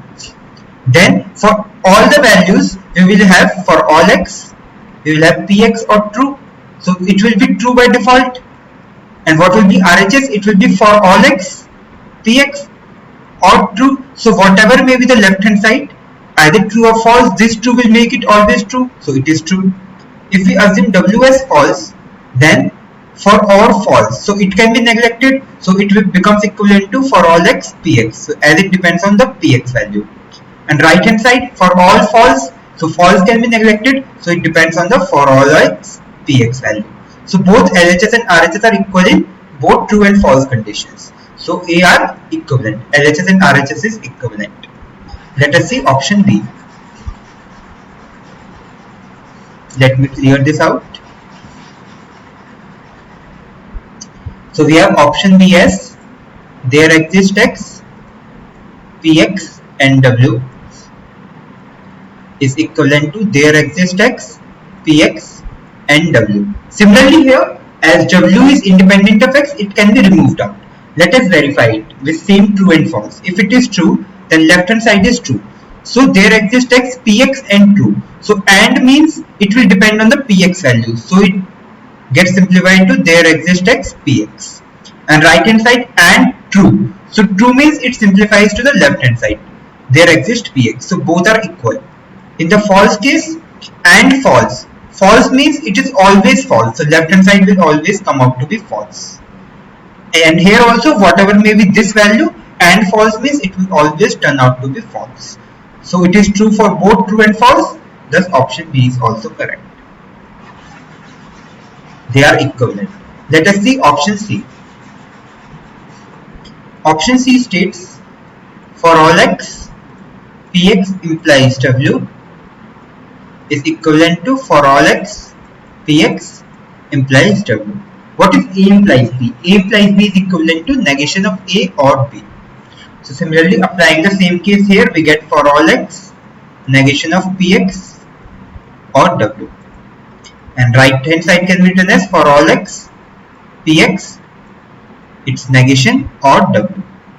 Okay, now what we can write for this one? See, negation of for all is there exist and negation of there exist is for all. So we can bring this negation outside. So how will we do this? So we can do it something like, it will turn out to be negation of there exists X, Px or W if we take it forward out. Okay, and it can be written as negation of there exists X. So it can be written as there exists X, Px implies W. So this is this, and right hand side is for all X, Px implies W. So they are logically also not correct. Here it is for all, here there is there exist. So option C is false. Let us see option D. So option D states there exists X, Px implies W, and here for all X, for all X. So what we can do? We can similarly apply the same condition. There exists X, Px implies W can be written as negation of Px or W. Now this negation can be brought forward, and this one can, right hand side can be written as negation of for all X, Px or W. So if we, using the De Morgan's law, if we bring this negation outward, then it will be for all X, Px or W. And this, using this formula, can be written as, assuming this as A and this as B, it is A implies B, which is for all X, Px implies W. So this one and this one are both equivalent. So option D is also correct. Now it is asking which of the following is not logically valid. So A, B and D are logically valid and C is not logically valid. So not logically valid is option C. So option C is the correct answer. This question belongs to data structure subject and was asked in GATE CAC 2020. So the question states, in a balanced binary search tree with n elements. So we have a balanced binary search tree with n elements. What is the BST? So for each node of the BST, if it has a value x, then everything on its left will be less than x, and everything on its right will be greater than x. And balanced BST has a height equivalent to order of log n base 2, where n are the number of items. What is the worst case complexity of reporting all elements in the range A to B? Assume that number of reported elements is k. So if we have a range A and B and number of items between these are k, what is the complexity of finding all the items in that range? So how we do this is that we have an algo for this. We start from the root, and if root value, if our k1 is less than root, we call recursively to left recursive call. We are basically doing the in-order traversal, modified in order. So we go to the left if k1 is less than root, which means if k1 is present on the left hand side, we come to left. Then we print our node value, which is root value, node value. And then if k1 is greater than, we can write it as node, and we are running in order at a particular node. If k2 is greater than our node, here k1 is A and k2 is B. So we can replace this by A and B. So this is A, this is B. If B is greater than node, then we have a right recursive call. See, if A is over here and B is over here, as A is in left, we come to left. As A is less than our value, we come to left. Now A is less than node. We print our value, we come to the node. We will say k2 is more, yes, so we come to right. Now k1 is less, yes, so we come to left. Similarly, we will track all the items, and after coming on B, we will stop. So it will take order of log n, as we need to traverse A and B plus k, as there are k items in between. So it is a standard algo present on Geeks for Geeks 2, and the solution is order of log n plus k. So correct answer is option B, order of log n plus k. This question is from the PNC topic. A string of characters LILAC has been given, and we need to find out the number of permutations of the characters in this string such that no character appears in its original position, means all of them are dearranged. And we have to assume that the two L's are indistinguishable. So now in this string we can see that there are 5 places, out of which the first and the third one were originally occupied by L.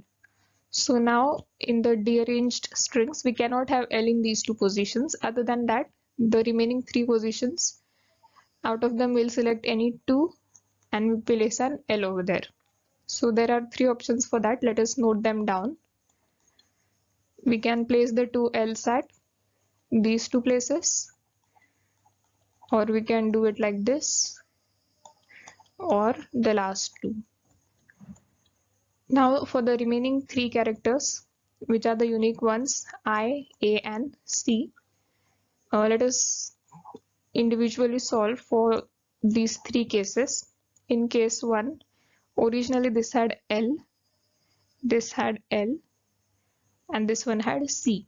So now in order to arrange I, A and C in these 3 positions, we need to take care that the last place cannot have C. It can only have one from I or A. So we'll select one from that and place at this particular position. Now we'll have, let us say A has been occupied. So now we'll have C left out and I left out. So we have 2 places and 2 characters, which means 4 ways. So from the case 1, in total we got 2 options for this and 2 options for the last position, which means in total 4 strings. Now from the case 2, the originally occupants were L, L and A. So now this second last position cannot occupy A. It has 2 options, either I or C. So we'll give it one of them, and then for the remaining 2 strings we have 2 places and no restrictions, so 2 factorial ways. So again that gives us 4. And for the last case we have L, I, L. So this second position cannot have an I. It will have one from A and C. So we give it one from that and then two characters, two places, 2 factorial ways. So again that gives us 4. So we had these 3 cases and each of them is giving us 4 strings as a result. So in total we got 4 plus 4 plus 4 equal to 12 possible permutations. So that will be our answer. This question belongs to algorithm subject and was asked in GATE CSE 2020. So the question states, let G equals to V comma E be a weighted undirected graph and T be the minimum spanning tree MST of G obtained using adjacency list. Suppose, so we have a graph G and we have its MST T. So what is a MST? MST is basically minimum spanning tree. So it is a subgraph of a graph which is a tree connected subgraph. It is a connected subgraph of a graph which is a tree. Tree means it is acyclic and it is connected and it has number of vertices. If our G has V vertices and E edges, then it has number of vertices as V and number of edges as V minus 1. Okay. Suppose a new edge U comma V belonging to V cross V is added to G. So we had U vertex and V vertex as every vertex is part of this our T, and but our edge UV was not part. Now we added the edge UV. The worst case complexity of determining if T is still a MST of the graph is. Okay. So see, MST means initially it didn't have any cycle. So first when we will add the edge T, then it would create us one cycle, and then restore the MST property we have to remove the edge with maximum value from that cycle. See, suppose initially it was acyclic. Now when we added UV, then it will create a cycle. Now we need to remove the maximum edge among UV and the initial cycle to make it acyclic again. So how we do this? So we have certain steps. First we will run the BFS, which is best first search in T, from U to V. From U to V, this edge is not present in T. We had U, we have V, and we have other edges. So we will run our BFS in T to find the edge with the maximum value in the path. It will take order of V. Why it will take order of V? Actually the complexity is order of V plus V. But number of edges in MST is equal to V minus 1. So it is order of V plus V minus 1, which is equal to order of V. So BFS will take order of V. Now, if the weight of that edge, suppose we get edge E1 and our UV edge is E2. Now, if the weight of the edge E1 is greater than the weight of our edge E2, then we will remove the E1 and add E2. Else, we will do nothing because the new edge will not improve the MST. The MST will definitely increase if E2 is greater than E1. So, cost for finding this, comparing this E1 and E2 is order of 1. So entire cost comes out to be order of V. So correct answer is option D. So what we are doing basically is, initially it is acyclic.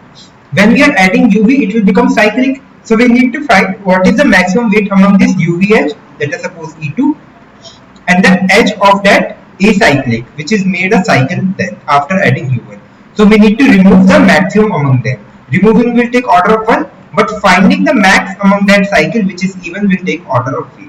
So total complexity is order of V. Option D. This question belongs to programming subject and was asked in GATE CSE 2020. So the question states, consider the following C functions. So we have fun1 and fun2. So fun1 is static int I equals to 0. This is a fun1 and this is fun2. The return value of fun2 5 is. So we are passing a value 5 to fun2. We need to find its return value. Okay, so let us trace the entire program. So when we are passing fun2 5, we have fun2 5. So what happens? It creates a static int I equals to 0. So f2 has a static int I equals to 0. If n is greater than equal to 0, yes, 5 is greater than equal to 0. It does I equals to I plus fun1, which means the value of I is what is the current value of I? 0 plus fun1 of n is 5. Okay, so it calls this value. Now what fun1 does. Let us analyze fun1. So fun1 has static int I equals to 0. So we have another I as 0. If n is greater than equal to 0, yes, 5 is greater than equal to 0. It does plus plus I and it calls fun1 n minus 1. So fun1 5 will call fun1 4. It will call fun1 3. It will call fun1 2. It will call fun1 1.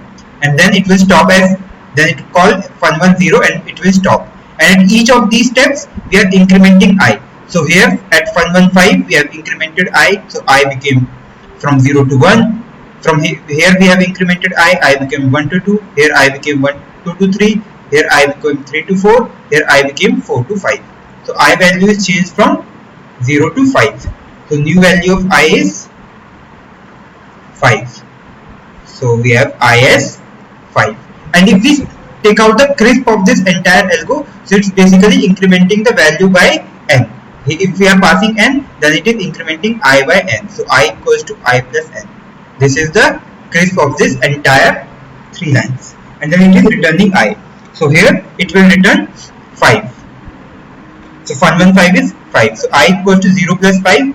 So I of f2 gets updated to 5. Okay. Now what it will do? It has done this part. Now it will call. It will then call fun2 n minus 1. N is 5, so it will call fun2 4. Okay. Now fun2 4 will execute. So fun2 4, what it will do? It will do static. It does not initialize. Static is initialized only once. So n is greater than 0. Yes, 4 is greater than 0. So it does I equals to, what is the current I value? Current I value is 5 plus fun1 4. Now what fun1 4 will do? So fun1 4 will do 5 plus fun1 4 will, what it will do? I equals to I plus n. So what is current I? 5. So it will do 5 plus 4, which is 9. So it will update this value to 9 and will return 9. So we will get here 9. So I becomes 14 and this I is updated to 14.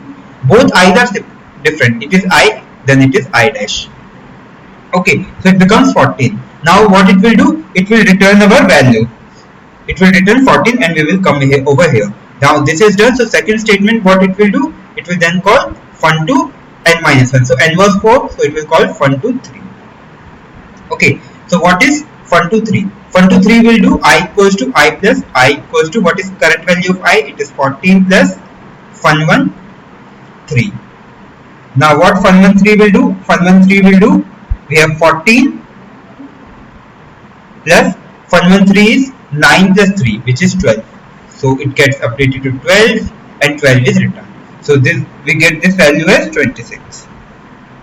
Now fun1 3 will call, it will return 12, we get 12, we get 26 value, I equals to 26. Now it will call fun1 2, fun2 2. So fun2 2 is called. Okay, then what is fun2 2? Fun2 2 is I equals to I plus fun1 2. What is fun1 2? Fun1 2 is doing nothing, it is just adding 2 to I value. So I equals to I plus 2. So I becomes 14, it returns 14. What is the current I value for fun2? It is 26. So we get 26 plus 14. So it comes out to be 40 value. So I comes out to be 40 now. Now what we do? We then call fun1 1, fun2 1, fun2 1. So what fun2 1 does? It does I equals to I plus current value of I is 40 plus fun1 1. What fun1 1 will do? We will have 40 plus fun1 1 will add 1 to its present value. So 1 plus 14 comes out to be 15. So we get 40 plus 15, which is 55. Then it will call fun2 with 0. Now what happens when we call fun2 with 0? If we get n is greater than 0, no, it turns out to be false and it returns the I value. I was updated over here. So it returns the I value. So I value is 55. So what is the answer? It is asking the return value of fun2 5. So return value of fun2 5 is 55. So answer to this question is 55. This question belongs to data structure subject and was asked in GATE CSE 2020. So the question states, consider the array representation of a binary min heap containing 1023 elements. The minimum number of comparisons required to find the maximum of the heap is. Okay, so what is a min heap? Min heap is basically an almost complete binary tree. Okay, I will tell you what it is. Complete binary tree. So what is a binary tree? Binary tree means each node has at max 2 children. Then what is the meaning of almost complete? Almost completely means all inner levels are full and last level is filled left to right. Left to right. Okay, so it looks like this. If we have one node, it looks like this. 2 nodes looks like this. 3 nodes like this. 4th node like this. We always try to fill it from left to right. Okay, so we always fill the tree from left to right. Okay, so first level has how many nodes? 2 to the power 0 or 1. Second level has 2 to the power 1 node or 2. Second level has, first level has 2 to the power 0. Second level has 2 to the power 1. Third level has 2 square. Fourth level has 2 4. It is 4. It is 16. Then we have 32. 64, 128, 256, 512. Okay.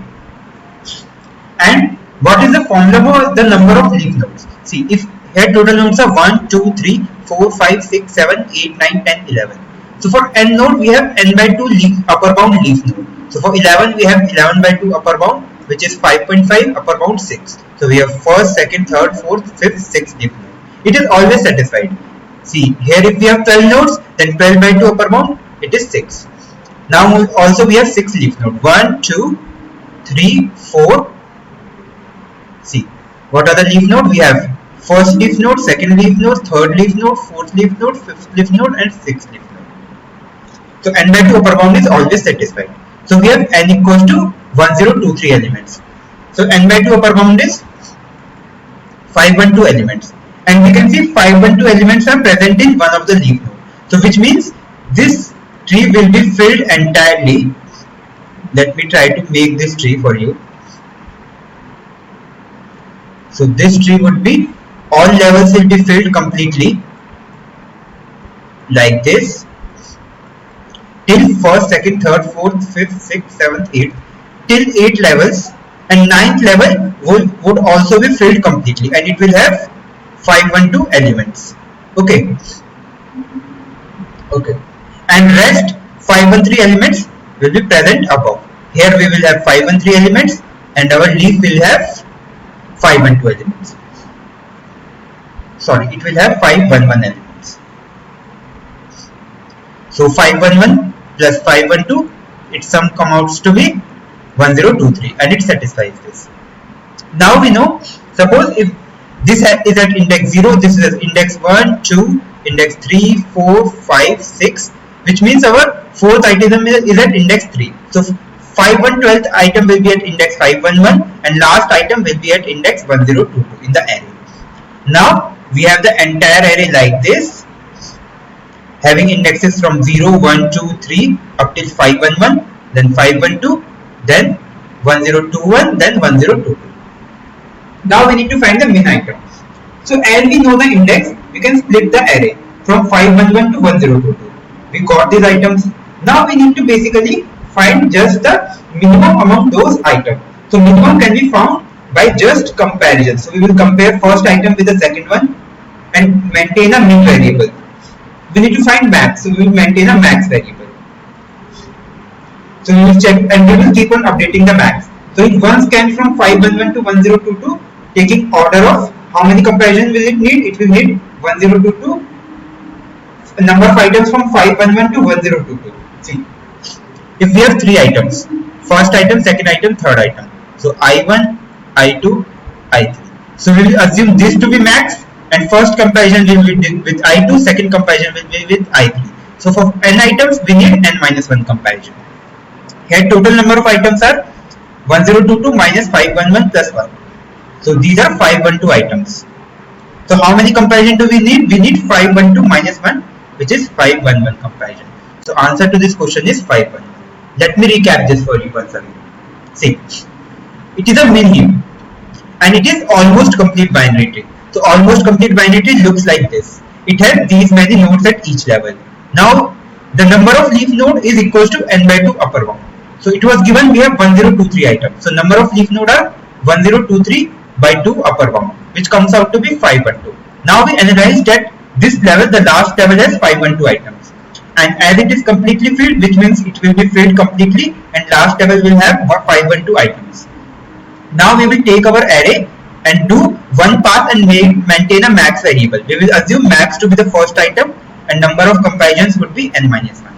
Now a question arises. How can you be sure that the last level will only have the maximum max items? We can be sure for this. Let me tell you why we can be sure. Why we are only comparing the elements from the last level and not the inner level. See, it is a max heap, you know. So how the inner levels will look like? Each inner level will have a node. How many nodes will be there? It will have 256 nodes over here, and each one will be linked to 2 nodes in the last level. Each one will be linked. Okay. Now, if let us suppose this node is max. If this node is max item, max will always be present at the last layer. Why? Because there is someone who is lesser than max. So if suppose max is at this level, so we can't have any node which is greater than max. So nothing will come over here. But we know that this last level is completely filled. So for last level to be completely filled, max item should be only at the last level. Because if we assume that max item is at L-1 level, then it needs to have something below it. If it is max, then we can't have anything greater than max. So max will always be at the last level. So answer to this question is 511 comparisons. This question belongs to engineering mathematics subject and was asked in GATE CSE 2020. So the question states, let A and B be two n cross n matrices over real numbers.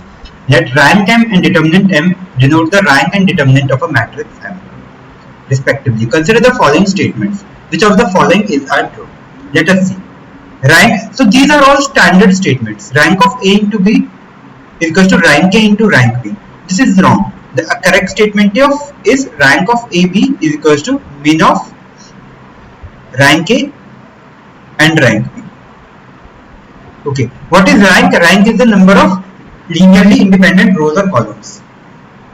Determinant of A is equal to determinant of A into B is equal to determinant of A into determinant of B. This is correct. Rank of A plus B is less than equal to rank A plus rank B. Yes, this is logically correct. As rank is the number of linearly independent rows or columns. If we are adding two matrices, then their combined matrix will have always less or equal number of linearly independent rows or columns. We can't just basically increase the linearly independent rows or columns by adding two matrices. So this is also correct. This one is also false. You can check by taking any of the matrix. This one comes out to be false. Let us suppose we have 1 0 1 1 and the second matrix is, this is A and B is 2 1 0 2. So what is determinant of this? It is 1. Determinant of this is 2. Now let us combine them. We get 2 2. So A plus B is 2 2 1 3, and its determinant comes out to be 6 minus 2 4. So what is left hand side? Determinant of A plus B is 4 and determinant of A plus determinant B of B is 3. So 4 is less than equal to 3. It is false. Okay. So second and third are true. So correct answer is option C, second and third only. This question belongs to operating system subject and was asked in GATE CSE 2020. So the question states, each of a set of n process executes the following code using two semaphores A and B initialized to 1 and 0. So we have two semaphore, semaphore A initialized to 1 and semaphore B initialized to 0 respectively. Assume that the count is a shared variable initialized to 0 and not used in code section P. Okay. So we have our count variable which is initialized to 0 and is a shared variable. Now we have code section B, weight of A, count equal to count plus 1 if count equals to n, signal of P, signal of A, weight of B, signal of B, code section Q. What does the code achieve? It ensures that no process executes code section Q before every process has finished code section P. It ensures that two processes are in code section Q at the same time. It ensures that all processes execute code section P mutually exclusively. It ensures that at most n-1 processes are in code section P at any time. Okay, first let us see what are wait and signal operations. So you can say wait operation or down operation, or signal or up operation. So what it does, it decrements the semaphore value by 1, which is minus minus. So if we have a variable v, then its value become v equals to v minus 1. And signal increments the operation value v equals to v plus 1. Okay, and if the value is initially 0, then wait will put into block state. Okay, and signal will change from 0 to 1. Now let us see here what wait A is doing. So wait has initial value 1. So wait A is making sure that we are having mutually exclusive execution of mutually exclusive access of count variable. Mutually exclusive access of count variable. See, these semaphores are used to ensure mutual exclusion, and it is used before count, thus it ensures mutually exclusive access of count variable, which means at a time only one process can access count. Now what is B doing? B is making sure that it ensures or guides entry to code section Q. Guides entry to code section Q. Okay, now let us see the code. So what it is happening? See, A is initialized to 1 and B is initialized to 0. When a process wants to perform some wait on B, B ensures the entry to code section Q. As B is initially 0, it will be put in the block state. So wait of B will put in block state. Now, if we observe that we have if count equals to n signal of B, so which means when count becomes n, we increment the signal of B to 1, or if there is any process in the block state, we move it to the ready state. Okay, then one process from block Q will enter to the code section Q when count becomes equal to n.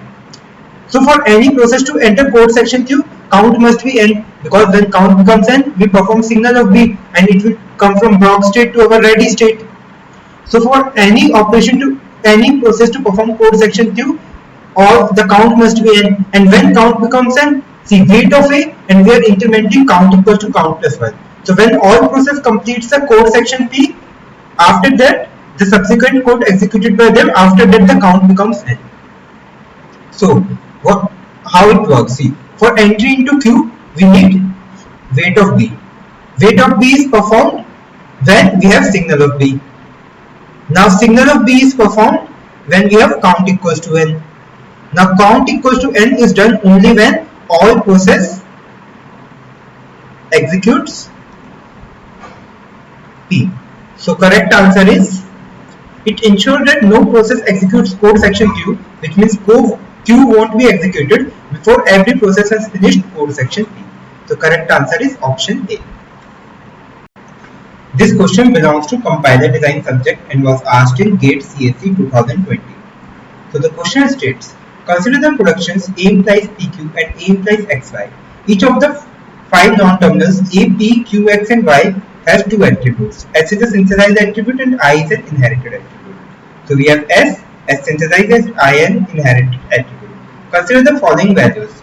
Rule 1. P dot I equals to A dot I plus 2, Q dot I equals to P dot I plus A dot I, and A dot S equals to P dot S dot Q dot S. So, and we have rule 2, X dot I equals to A dot I plus Y dot S, and Y dot I equals to X dot S plus A dot I. Which of the following is true? Both rule 1 and rule 2 are L attributed. Only rule 1 is L attributed. Only rule 2 is L attributed. Both rule 1, neither rule 1 nor rule 2 is L attributed. So let us see first what is a synthesized attribute and what is an inherited attribute. Suppose we have production rules like U implies VW. Then an attribute of the left hand side non-terminal is called a synthesized attribute if its value depends on its children. Its value depends on children. Okay, and what is an inherited attribute?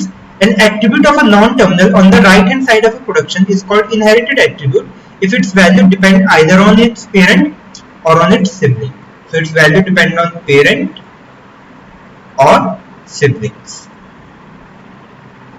Okay, and what is an S? There are 2 types of SDT, syntax directed translation. Either it is S attributed or it is L attributed. What is S attributed SDT? It has only all the attributes are synthesized attribute. Okay. What is L attributed SDT? In L attributed SDT, we have both synthesized as well as inherited attribute. But in inherited attribute, we can inherit only from the left children, only from left child. Suppose we have productions like Q implies V, W, X, and W, then W can inherit either from its parents because it is synthesized, or it can inherit from its left child only, from V, but can't from X. Okay. Now let us see. So here we have the productions A implies PQ and A implies XY. So we need to tell which is L attributed. So for L attributed, we can inherit from the parent, because I means we can inherit from the parent, or we can inherit from sibling but only from left child. Okay. So the production is P dot I equals to A dot I plus 2. So P is taking value from I, A. So P is taking from A, which is its parent. So it is allowed in L attribution. Q dot I equals to P dot I plus A dot I. So Q is taking value from P and A. Q is taking from its left sibling as well as from parent, which is also allowed. A dot S equals to P dot S and Q dot S. So A is taking value from P as well as Q. It is also allowed, as A is over here and it is taking from its children. So taking from its children is allowed because it is synthesized attributes. Synthesized attributes means we can take from children also. So either we can take from children, or we can take from parent, or from left side. Okay, and then we have A depend on P as well as A depend on Q. It is also taking from children. So this is also allowed. So rule 1 is L attributed. It is L attributed. Now let us see rule 2. Rule 2 says, let me rewrite this. So here we have A implies PQ and we have A implies XY.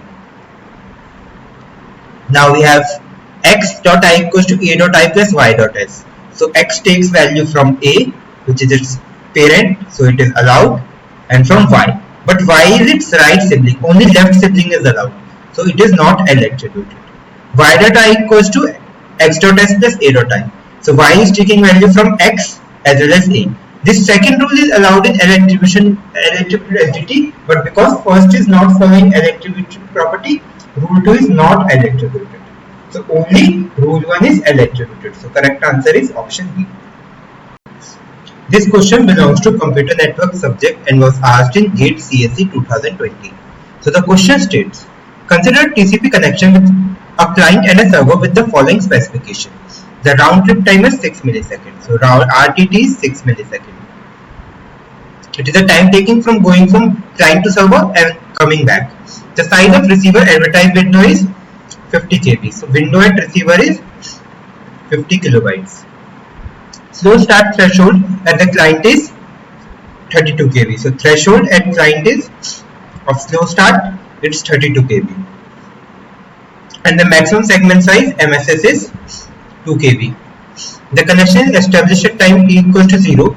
Assume that there are no timeouts. So there are no timeouts and errors during transmission. Then the size of congestion window at time t plus 60 millisecond is. After all the acknowledgements are processed is. Okay. So see, what are the steps for AIMD algorithm? So AIMD is additive increase and then multiplicative decrease. So here what we do is we first start with MSS, which is minimum segment size. Okay. Then we increase the window size in multiples of MSS. Increase window size in multiples of MSS till slow start threshold. Okay.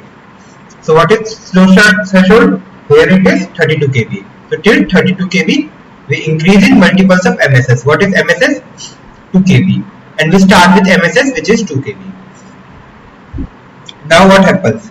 Once the threshold is reached, increase the window size by 1 MSS.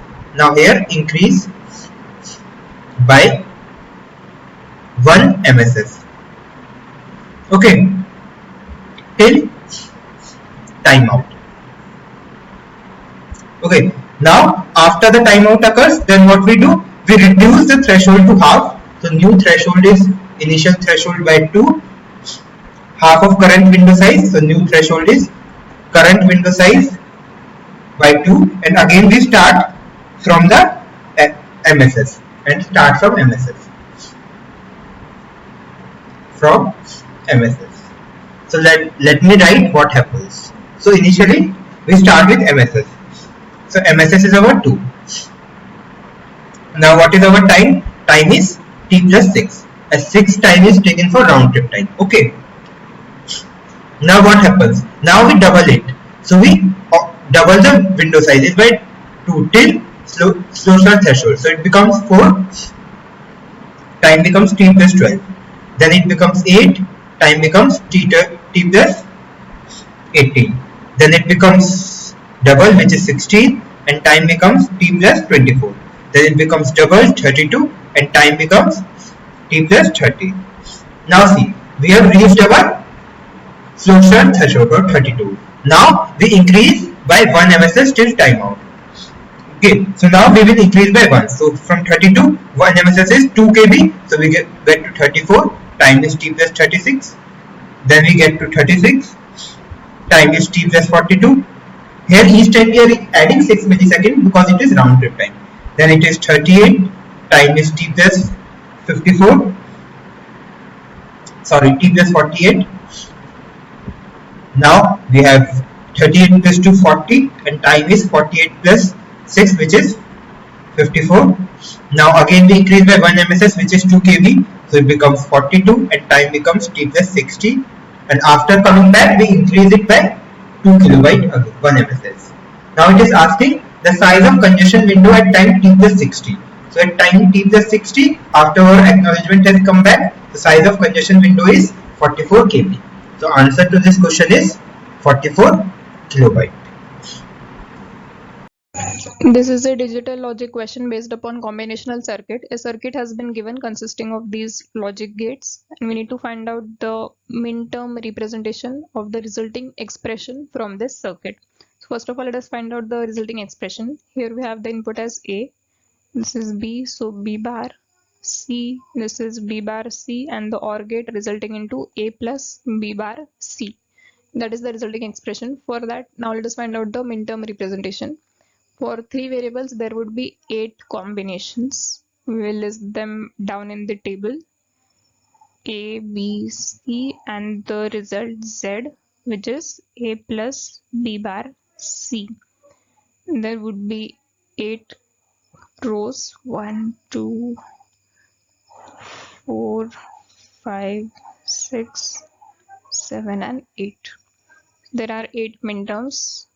We will start with 0, 1, 2, 3, 4, 5, 6, and 7 corresponding to zeros and all ones.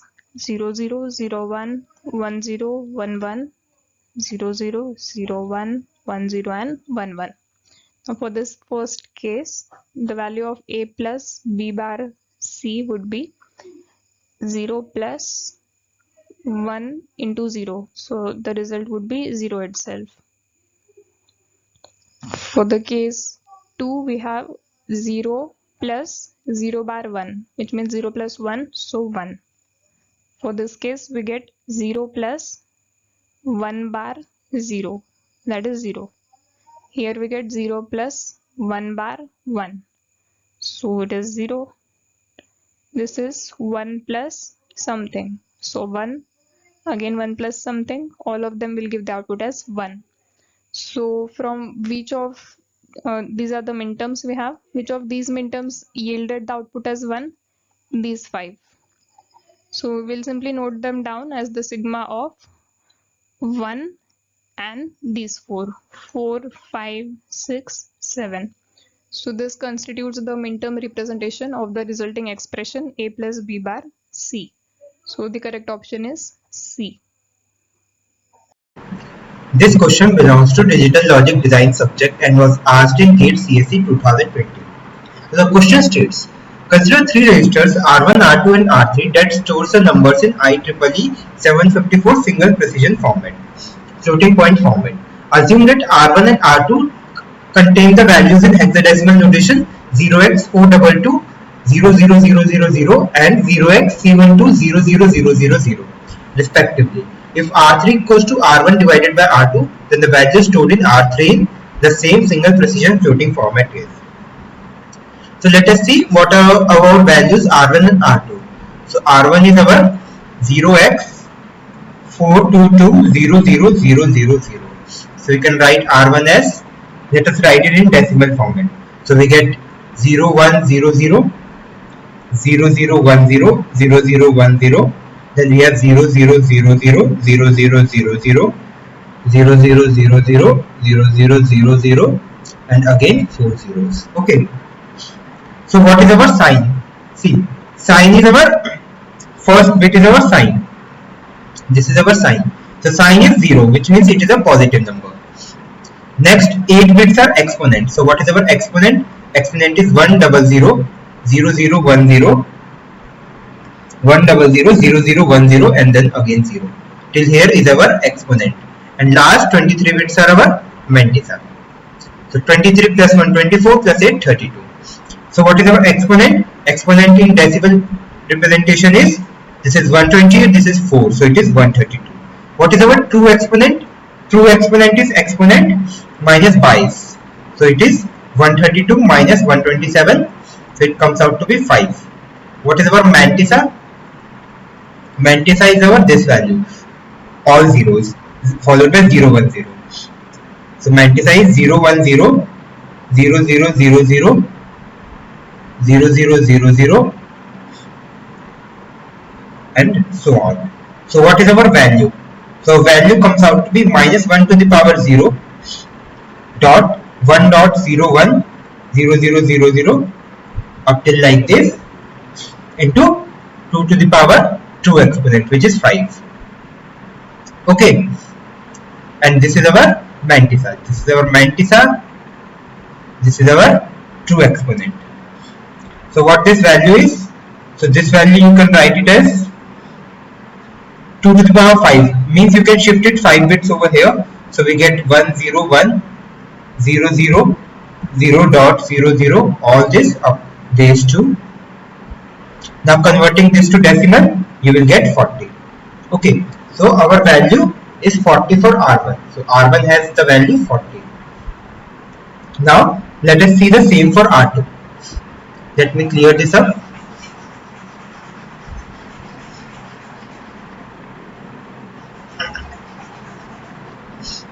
So what is the value of R2? So R2 is given as 0x312 So what is R2? 0x means hexadecimal representation. So we have C, which is 1100, 1 which is 0001, 2 which is 0010, then all zeros. So we have 0000 0000 0000, again 4 zeros and again 4 zeros. So as sign is 1, which means it is a negative number. Negative number. What is our exponent? Exponent is 1, then 5 zeros, then 1 0. So exponent is these 8 bits, 1 2 3 4 5 6 7 8 up till here, and rest is mantissa. Okay, so this is exponent. So converting this to decimal, we get 128 plus 2, which is 120. So what is our true exponent? True exponent is exponent minus base. It is 130 minus 127, so true exponent is 3. So what is our mantissa? Mantissa is 010 0000 and so on, base 2. So what is our value? So our value comes out to be minus 1 to the power 1, then we have dot 1.0100 and so on into 2 to the power true exponent, which is 3. So we can shift the decimal values by 3 point. So it comes out to be minus of, then we have 1010.00. So it comes out to be minus 10. So what is our R2? R2 is minus 10. So what is R1 by R2? It is 40 by minus 10. So it comes out to be minus 4. Now again we need to represent this minus 4 into this IEEE 754 single precision format. So let us represent it. So we have our value minus 4. Since it is negative number, so sign is 1. So what is our value? Value is 4. So it is 100.0000 into 2 to the power 0. Okay. So we can write this as 1.00 and so on into 2 square. So what is our true exponent? True exponent is exponent plus base. True exponent is our 2. So what is our exponent? Exponent is true exponent plus base. So exponent comes out to be 129. It is represented as 100.00001 base 2. Now what is our mantissa? Mantissa is all zeros. So minus 4 can be written in IEEE format as 1100.0000, 1000.0000, then 3 times again 4 zeros. So we must have 8 groups 1, 2, 3, 4, 5, 6, 7, 8. So minus 4 can be written as 0x. This is our C. This is 0. This is 8, 0, 0, 0, 0, 0. Okay. This is C0x 0, 0, 0, 0, 0. So let us match the options 0x C08. So correct answer is option B. 0x C08 is R3 value. Question based upon CPU scheduling. We have been given 5 disk access requests in the form of request ID, which is PQRST, and the cylinder number that it is requesting. Those are present in the disk scheduler queue at the given time. The head is initially positioned at cylinder 100, and we are following the shortest seek time first scheduling algorithm for these requests. So we need to determine which of these statements is false. So let us make it like this. First we'll have S with 30, then we shall have Q with 85, then initial value 100, next we have R with 110. These are the cylinders we are making. T with 115, they are in the increasing order, and finally we have P with 155. We are following the shortest seek time first algorithm. So from the starting point 100, if we go to the left, it will be 100 minus 85, which is 15, and if we go right, it will be, the absolute difference will be 10. So we will first service this request for the cylinder R. Now from this place, if we go to T, it will just be 5 moves, but if we go to cylinder Q, then it will be 110 minus 85, that would be 25. So we'll go here, service this cylinder. Now from this we can either go 115 to 155, that will give us the 40 moves, and if we go to 85, 115 minus 85, that is 30. So from here we will go to cylinder Q. Now from here 85 to 30, the difference is 55, but from 85 to 155, the difference will be 70. So we'll go to cylinder S and service that, and at the end we'll go to service the cylinder P. So this is the order in which the requests are scheduled. First we have R, then T, followed by Q, S, and finally P. Now let us have a look at the options. T is serviced before P. Yes, it is correct. Q is serviced after S but before T. Q is serviced after S. No, it is false. The head reverses its direction of movement between the servicing of Q and P. Q is serviced here, P is serviced here, in between it has changed its direction. So again this is true. The last, R is serviced before P, it is also true. We have been asked the false statement, so we'll be reporting the answer as option B. This question belongs to algorithm subject and was asked in GATE CSE 2020. So the question states, consider a graph G equals to V comma E, where V is the set of vertices from 1 to 100. So we basically have 100 vertices, V1 up to V100. And edge VI Vj is which means a edge is between a vertex Vi and Vj for 1 is less than equal to I and I is less than j and j is less than equal to 100, which means V1 is connected to V2 up till V100. Similarly, V2 is connected to V3 up till V100. Same way V3 is connected to V4 up till V100. Because we need to maintain I is less than j.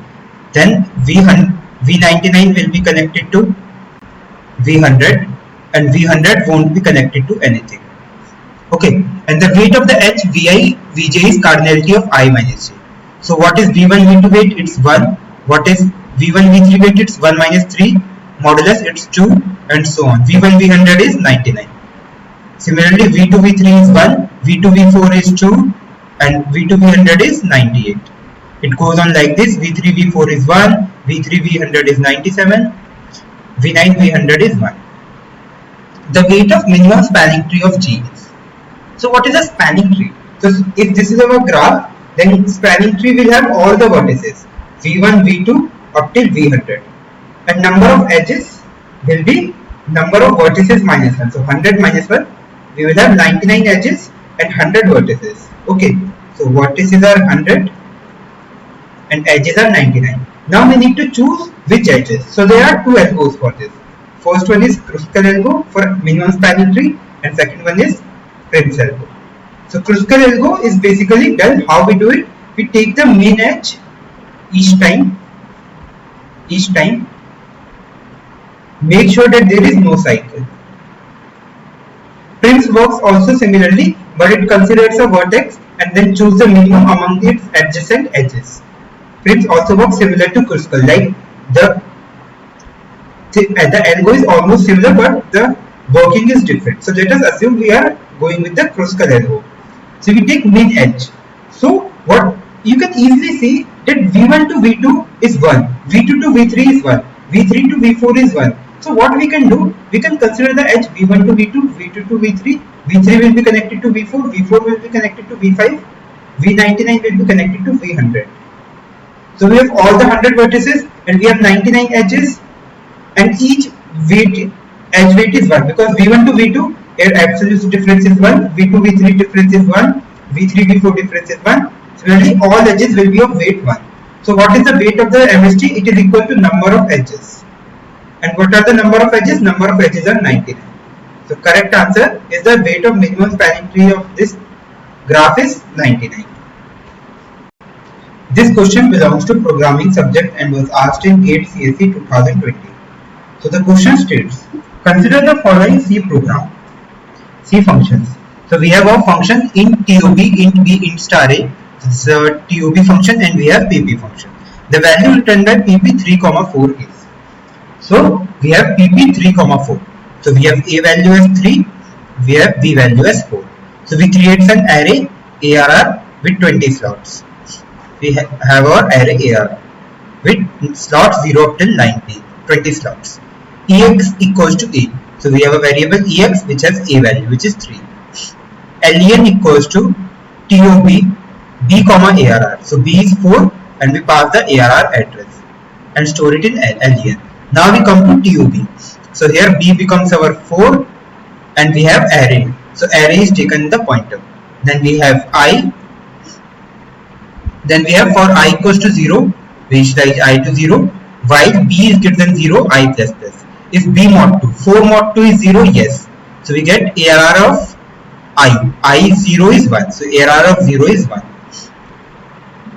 Else ARR of I equals to 0. Else do not run. Then we have B equals to B by 2. So B becomes 2. Then we have I equals to 1. Then B is greater than 0, yes. If B mod 2 equals to 0, yes, 2 mod 2 is 0. we get ARR of 1. ARR of 1 is 1, and then we have b equals to b by 2. Then again I plus plus, b is greater than 0, yes. B mod 2 0, no, b mod 2 is not 0, else. Thus, see what happens. We have done a mistake over here. Wait. See, when we come over here, we had a variable b initialized to 4. We had a variable I which was initialized to 0. Then we have loop of I for 0, 1, 2. Okay. So what we will check? We will check if b mod 2, which is 4 mod 2, 0. 4 mod 2 is 0. So we get over here 0. Thus we will run the else part, which means ARR of I equals to 0. So ARR of 0 becomes 0. Then we have b equals to b by 2, I plus plus, b is greater than 0, yes. Is b mod 2. What is b mod 2? B mod 2 is 2 mod 2, which is 0. So it is 0 means if do not run, else run. So ARR of 1 equals to 0. So ARR of 1 is also 0. Then we have b equals to b by 2. Is b greater than 0? Yes. So we increment I. Check b is greater than 0. B mod 2. B mod 2 is 1. So if condition runs, so ARR of 1 is 1. ARR of 2 is 1. So ARR of 2 becomes 1. Else ARR of else part do not run. Then we have 1 by 2 which becomes 0. B greater than I plus plus. B greater than 0 fails. Then we return our I value. So we return 3. So we get len equals to 3. Then what happens?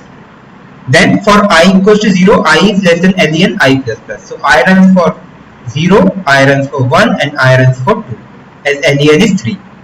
Then we have if array of I equals to 1. So array of 0 equals to 1, yes. So we get TOT equals to TOT into EX. So TOT equals to TOT into EX. So what is our initial TOT value? Initial TOT is 1. So TOT is equal to TOT into EX is 3. Now we have again EX is equal to EX into EX. So EX becomes 3 into 3, 9. Then we have I equals to 1. So this is done. Then we have I equals to 1. 1 is less than len. So what we do? If array of 1 equals to 1, so this phase, sorry, we have again done a small mistake over here. See, we had TOT equals to 1. We come over here and we check if for I equals to 0, I is less than len I plus plus. So I runs for 0, 1 and 2. If array of 0 equals to 1, so this fails. So if do not runs, we have EX is equals to EX into EX. So it becomes 9. Then we check for I equals to 1. Array of 1 equals to 1, no, it is 0. So we do not run this if part, we run this else part. EX is equals to EX into EX. So it becomes 9 into 9, 81. Then we run for I equals to 2. Then array of 2 equals to 1. Yes, array of 2 is 1. So we get TOT is equals to TOT into EX. EX was 81. So TOT becomes 81. Then we have EX into E is equals to EX into EX. So it becomes 81 into 81. Then we have I as 3. But 3 is not less than len. So it fails. Then we have returned TOT. So TOT value is returned. So the returned value is 81. So correct answer to this question is 81. This question belongs to Theory of Computation subject and was asked in GATE CSE 2020. So the question states, which of the following languages are undecidable? Note that M denotes the encoding of Turing machine M. So we have the 4 languages. So let us see all of them one by one. So first we need to see about Rice's theorem. So what is Rice's theorem? So Rice's theorem says that any non-trivial property of language accepted by Turing machine, which is LM, is undecidable. Okay, so any non-trivial property is undecidable. Okay, and now what is a trivial property and what is a non-trivial property? So a trivial property, if a property is true for all the instances of the set, whether it evaluates to true for all the instances or it evaluates to false for all the instances, then without inspecting the given instance, we do not inspect the instance, but either it is true or it is false for irrespective of the instance, then it is a trivial property. And what is a non-trivial property? If for some instance it may be true and if for some other instance it may be false, then that property is called a non-trivial property. So example of a trivial property is language accepted by Turing machine is recursively enumerable. As per definition only, it accepts recursively enumerable languages.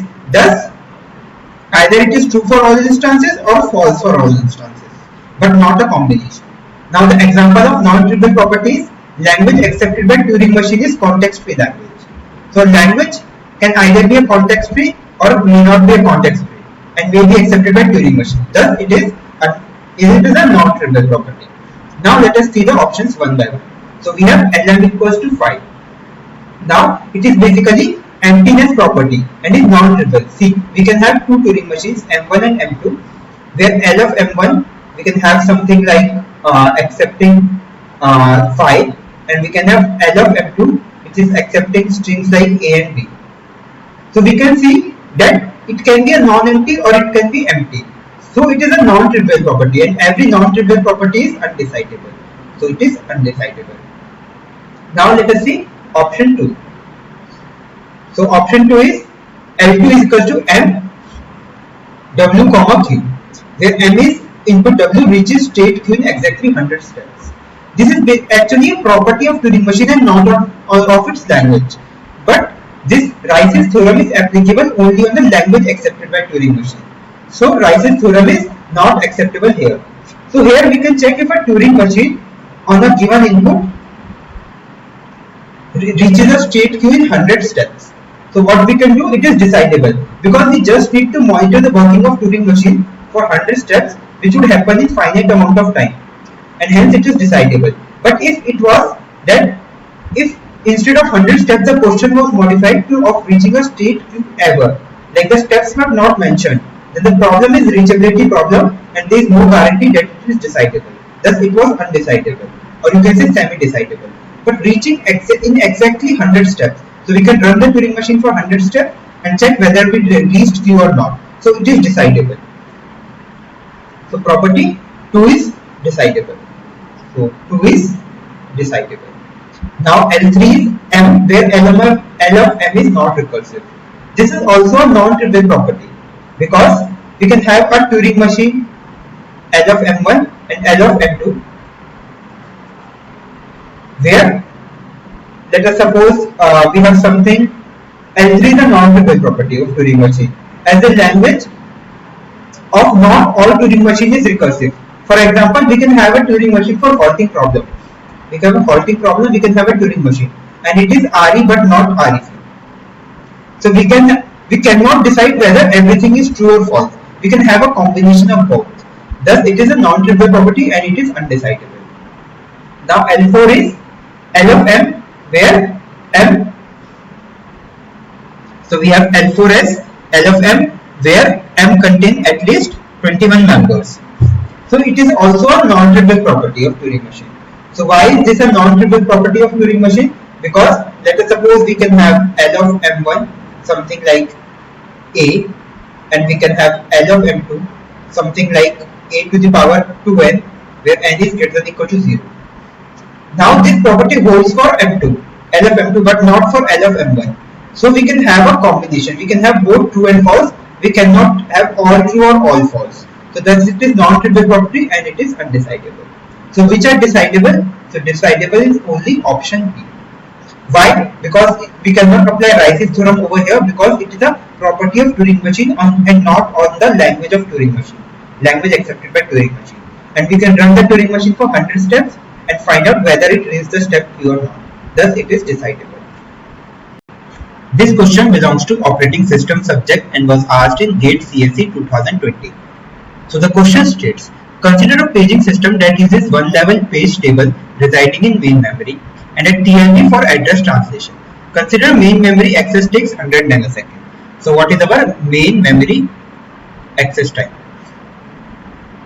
So main memory access time is 100 nanoseconds and TLB lookup takes 20 nanoseconds.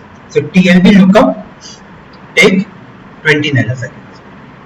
Each page transfer to or from the disk takes 5000 nanoseconds. So disk access both to and fro takes 5000 nanoseconds. Assume that TLB hit ratio is 95%. So what is TLB hit ratio? It is 0.95. Page fault rate is 0.10. what is page fault rate? Means page is present in main memory or not. It is 0.10 times it is not present in the main memory. Assume that 20% of the total page faults, a dirty page has to be written back to disk before the required page is to be read from the disk. So 20% of page fault are write back to disk. Okay. TLB update time is negligible. The average memory access time in nanosecond is. Okay. So let us analyze each step what is happening. So first what we will do. So first we will have CPU, we will have our address, and we will check our TLB. Now if there is a TLB hit, so what is the probability of a TLB hit? 0.95. Okay, so we need to just access the main memory. From here we will just come to the main memory. Okay, so what is TLB hit? TLB access time 20 plus main memory access time 100. Now what is TLB miss? 1 minus TLB hit 0.05. So here we need to access the TLB also in case of TLB miss. So we will have, see here, we will need to access the TLB also whether it is a hit or a miss. But here in 90% of the time we will either have a page fault or we can have a page hit. So we have a page hit 90% of the time. And each time we are accessing TLB also. So we have a page hit. Okay, so first we need to look up to the page table for the entry. So we need to first look up at the page table for the entry and then access the required location, thus requiring 2 memory access. So 10 for TLB, then for page table, and then for main memory. So we have 100, thus 100, assuming no page fault occurs. Now there is a possibility that page fault may occur with a probability 0.10. Okay, now here what will happen? If a page fault occurs, then one memory access was wasted, because we will come to TLB, we get to know that TLB do not have the entry. Then we come to page table, we get to know that page is not present in memory by checking the page table entry only in the page table. So 80% of the time we will fetch the page from the secondary storage. So 80% of the time we go to our disk to fetch the storage. This takes 5000 nanoseconds. So 0.10, then 80% of the time we will have TLB access, then we will have page table access, then we will fetch our disk, and then we will access it from the main memory. Okay, so this is our total. Then what happens? Then 20% of the time what we will have occur is that 20% of the time we will need to write them. So first of all we will have TLB access, then we will have page table access, then 20% of the time we need to write the dirty page back to the disk and then bring the page, which cause the page fault back to main memory. So 5000 for writing back and 5000 for bringing back, and 100 for reading it from the main memory. So this is our total access time. So it comes out to be 155.0 nanoseconds. So answer to this question is 155.0 nanoseconds. This question is from TOC about DFA. A language has been given and we need to determine the number of states it will be required to make a DFA representing that language. So the language given L as a set of all strings X such that it belongs to the alphabet A, B, such that the number of A's in X is divisible by 2 but not divisible by 3. So there is a restriction on the number of A's such that it can only be a multiple of 2 but not 3, and there is no restriction on number of occurrences of B. So we basically need to eliminate those strings in which the number of A's is a multiple of 6, because only in that case it will be both a multiple of 2 as well as 3, and we need to eliminate those. And other than that, we can take all the strings in which there is an even number of A's. So basically let us start with this state Q0. Single A takes us to state Q1, then another A takes us to state Q2. Now these are two A's, so it has to be accepted. after this, we cannot do like that because this DFA will be accepting all the strings having even number of A's. So this is not allowed. So instead of that, what we can do is, let us move to state Q3 upon another A. So now we have 3 A's. One more A will take us to state Q4. Now there are 4 A's. So again, this has to be an accepting state. And after that, if we loop over like this, then it will be accepting 5 A's. So that is incorrect. So from the state Q4, we can go to a new state, let us say Q5, upon another occurrence of A. So this would be 5 A's. Up to this point, we have 2 A's. At state Q4, we saw 4 A's. Here we have 5. And now the 6th A has not to be accepted. So we can accept the strings having number of A's as 2, 4, and then directly 8. So after 5, let us go to state Q0. So that will be 6, 7, 8. After 8, we can accept 10. Then 12 is not allowed. After that, 14 is allowed. So 8, 9, 10, 11, 12. 12 is not accepted. 13, 14. So basically, this Q0 is the state in which we'll be having all those strings in which the number of A's is a multiple of 6, such that 6, 12, 18, and so on. So they will not be accepted. So this is our resulting DFA. It has 2 final states, Q2 and Q4. So this is the minimal DFA possible for this language, and we needed 6 states for making this DFA. Hence the correct answer would be 6. And another thing is that the number of B's has no restriction, so that is allowed at every step. So we can place B at all the points and we can loop through that. So it's a free variable basically in this case. The restriction was only on number of A, and that's why we got the states as 6. So that is our answer.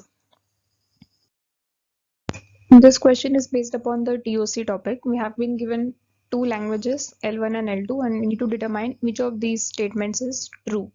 The language L1 is given as a set of strings W, X, Y, X, such that all of them have the alphabet 0 plus 1 plus, means all of them will be having the length at least 1 and the alphabets will be 0 and 1. So we need to determine if this language is regular or context free or none of them. So looking at this, if we are having X at these 2 positions, so we can restrict the length of X to be just 1, and we can have any string in place of W and Y. So this language L1 can basically be expressed as a regular expression, 0 plus 1 plus for W. Then for X, in case 1, we will take the value of X to be 0. Y will be again 0 plus 1 plus, the value of X will be 0. And in the case 2, we'll be having W as 0 plus 1 plus, value of X as 1, Y will be 0 plus 1 plus, and the value of X is 1. So this is a regular expression we have formed for the language L1. And we can also do one another thing, that we can also restrict the length of Y to be 1. Then we'll be having W to be 0 plus 1 plus. And then for these 3 characters, we'll be having the possible options as X as 0, Y as 0. So 000, X as 0, Y as 1. So 0, 1, 0, X as 1, Y as 0. So 1, 0, 1, and X as 1, Y as 1. So 1, 1, 1. So we will be having strings ending with these 3 characters in the end, and in the beginning it can have anything 0 plus 1 star. So these are the possible regular expressions, and hence definitely language L1 is a regular language. Now coming to language L2, it is a set of strings X, Y such that all of them belong to the closure of A plus B.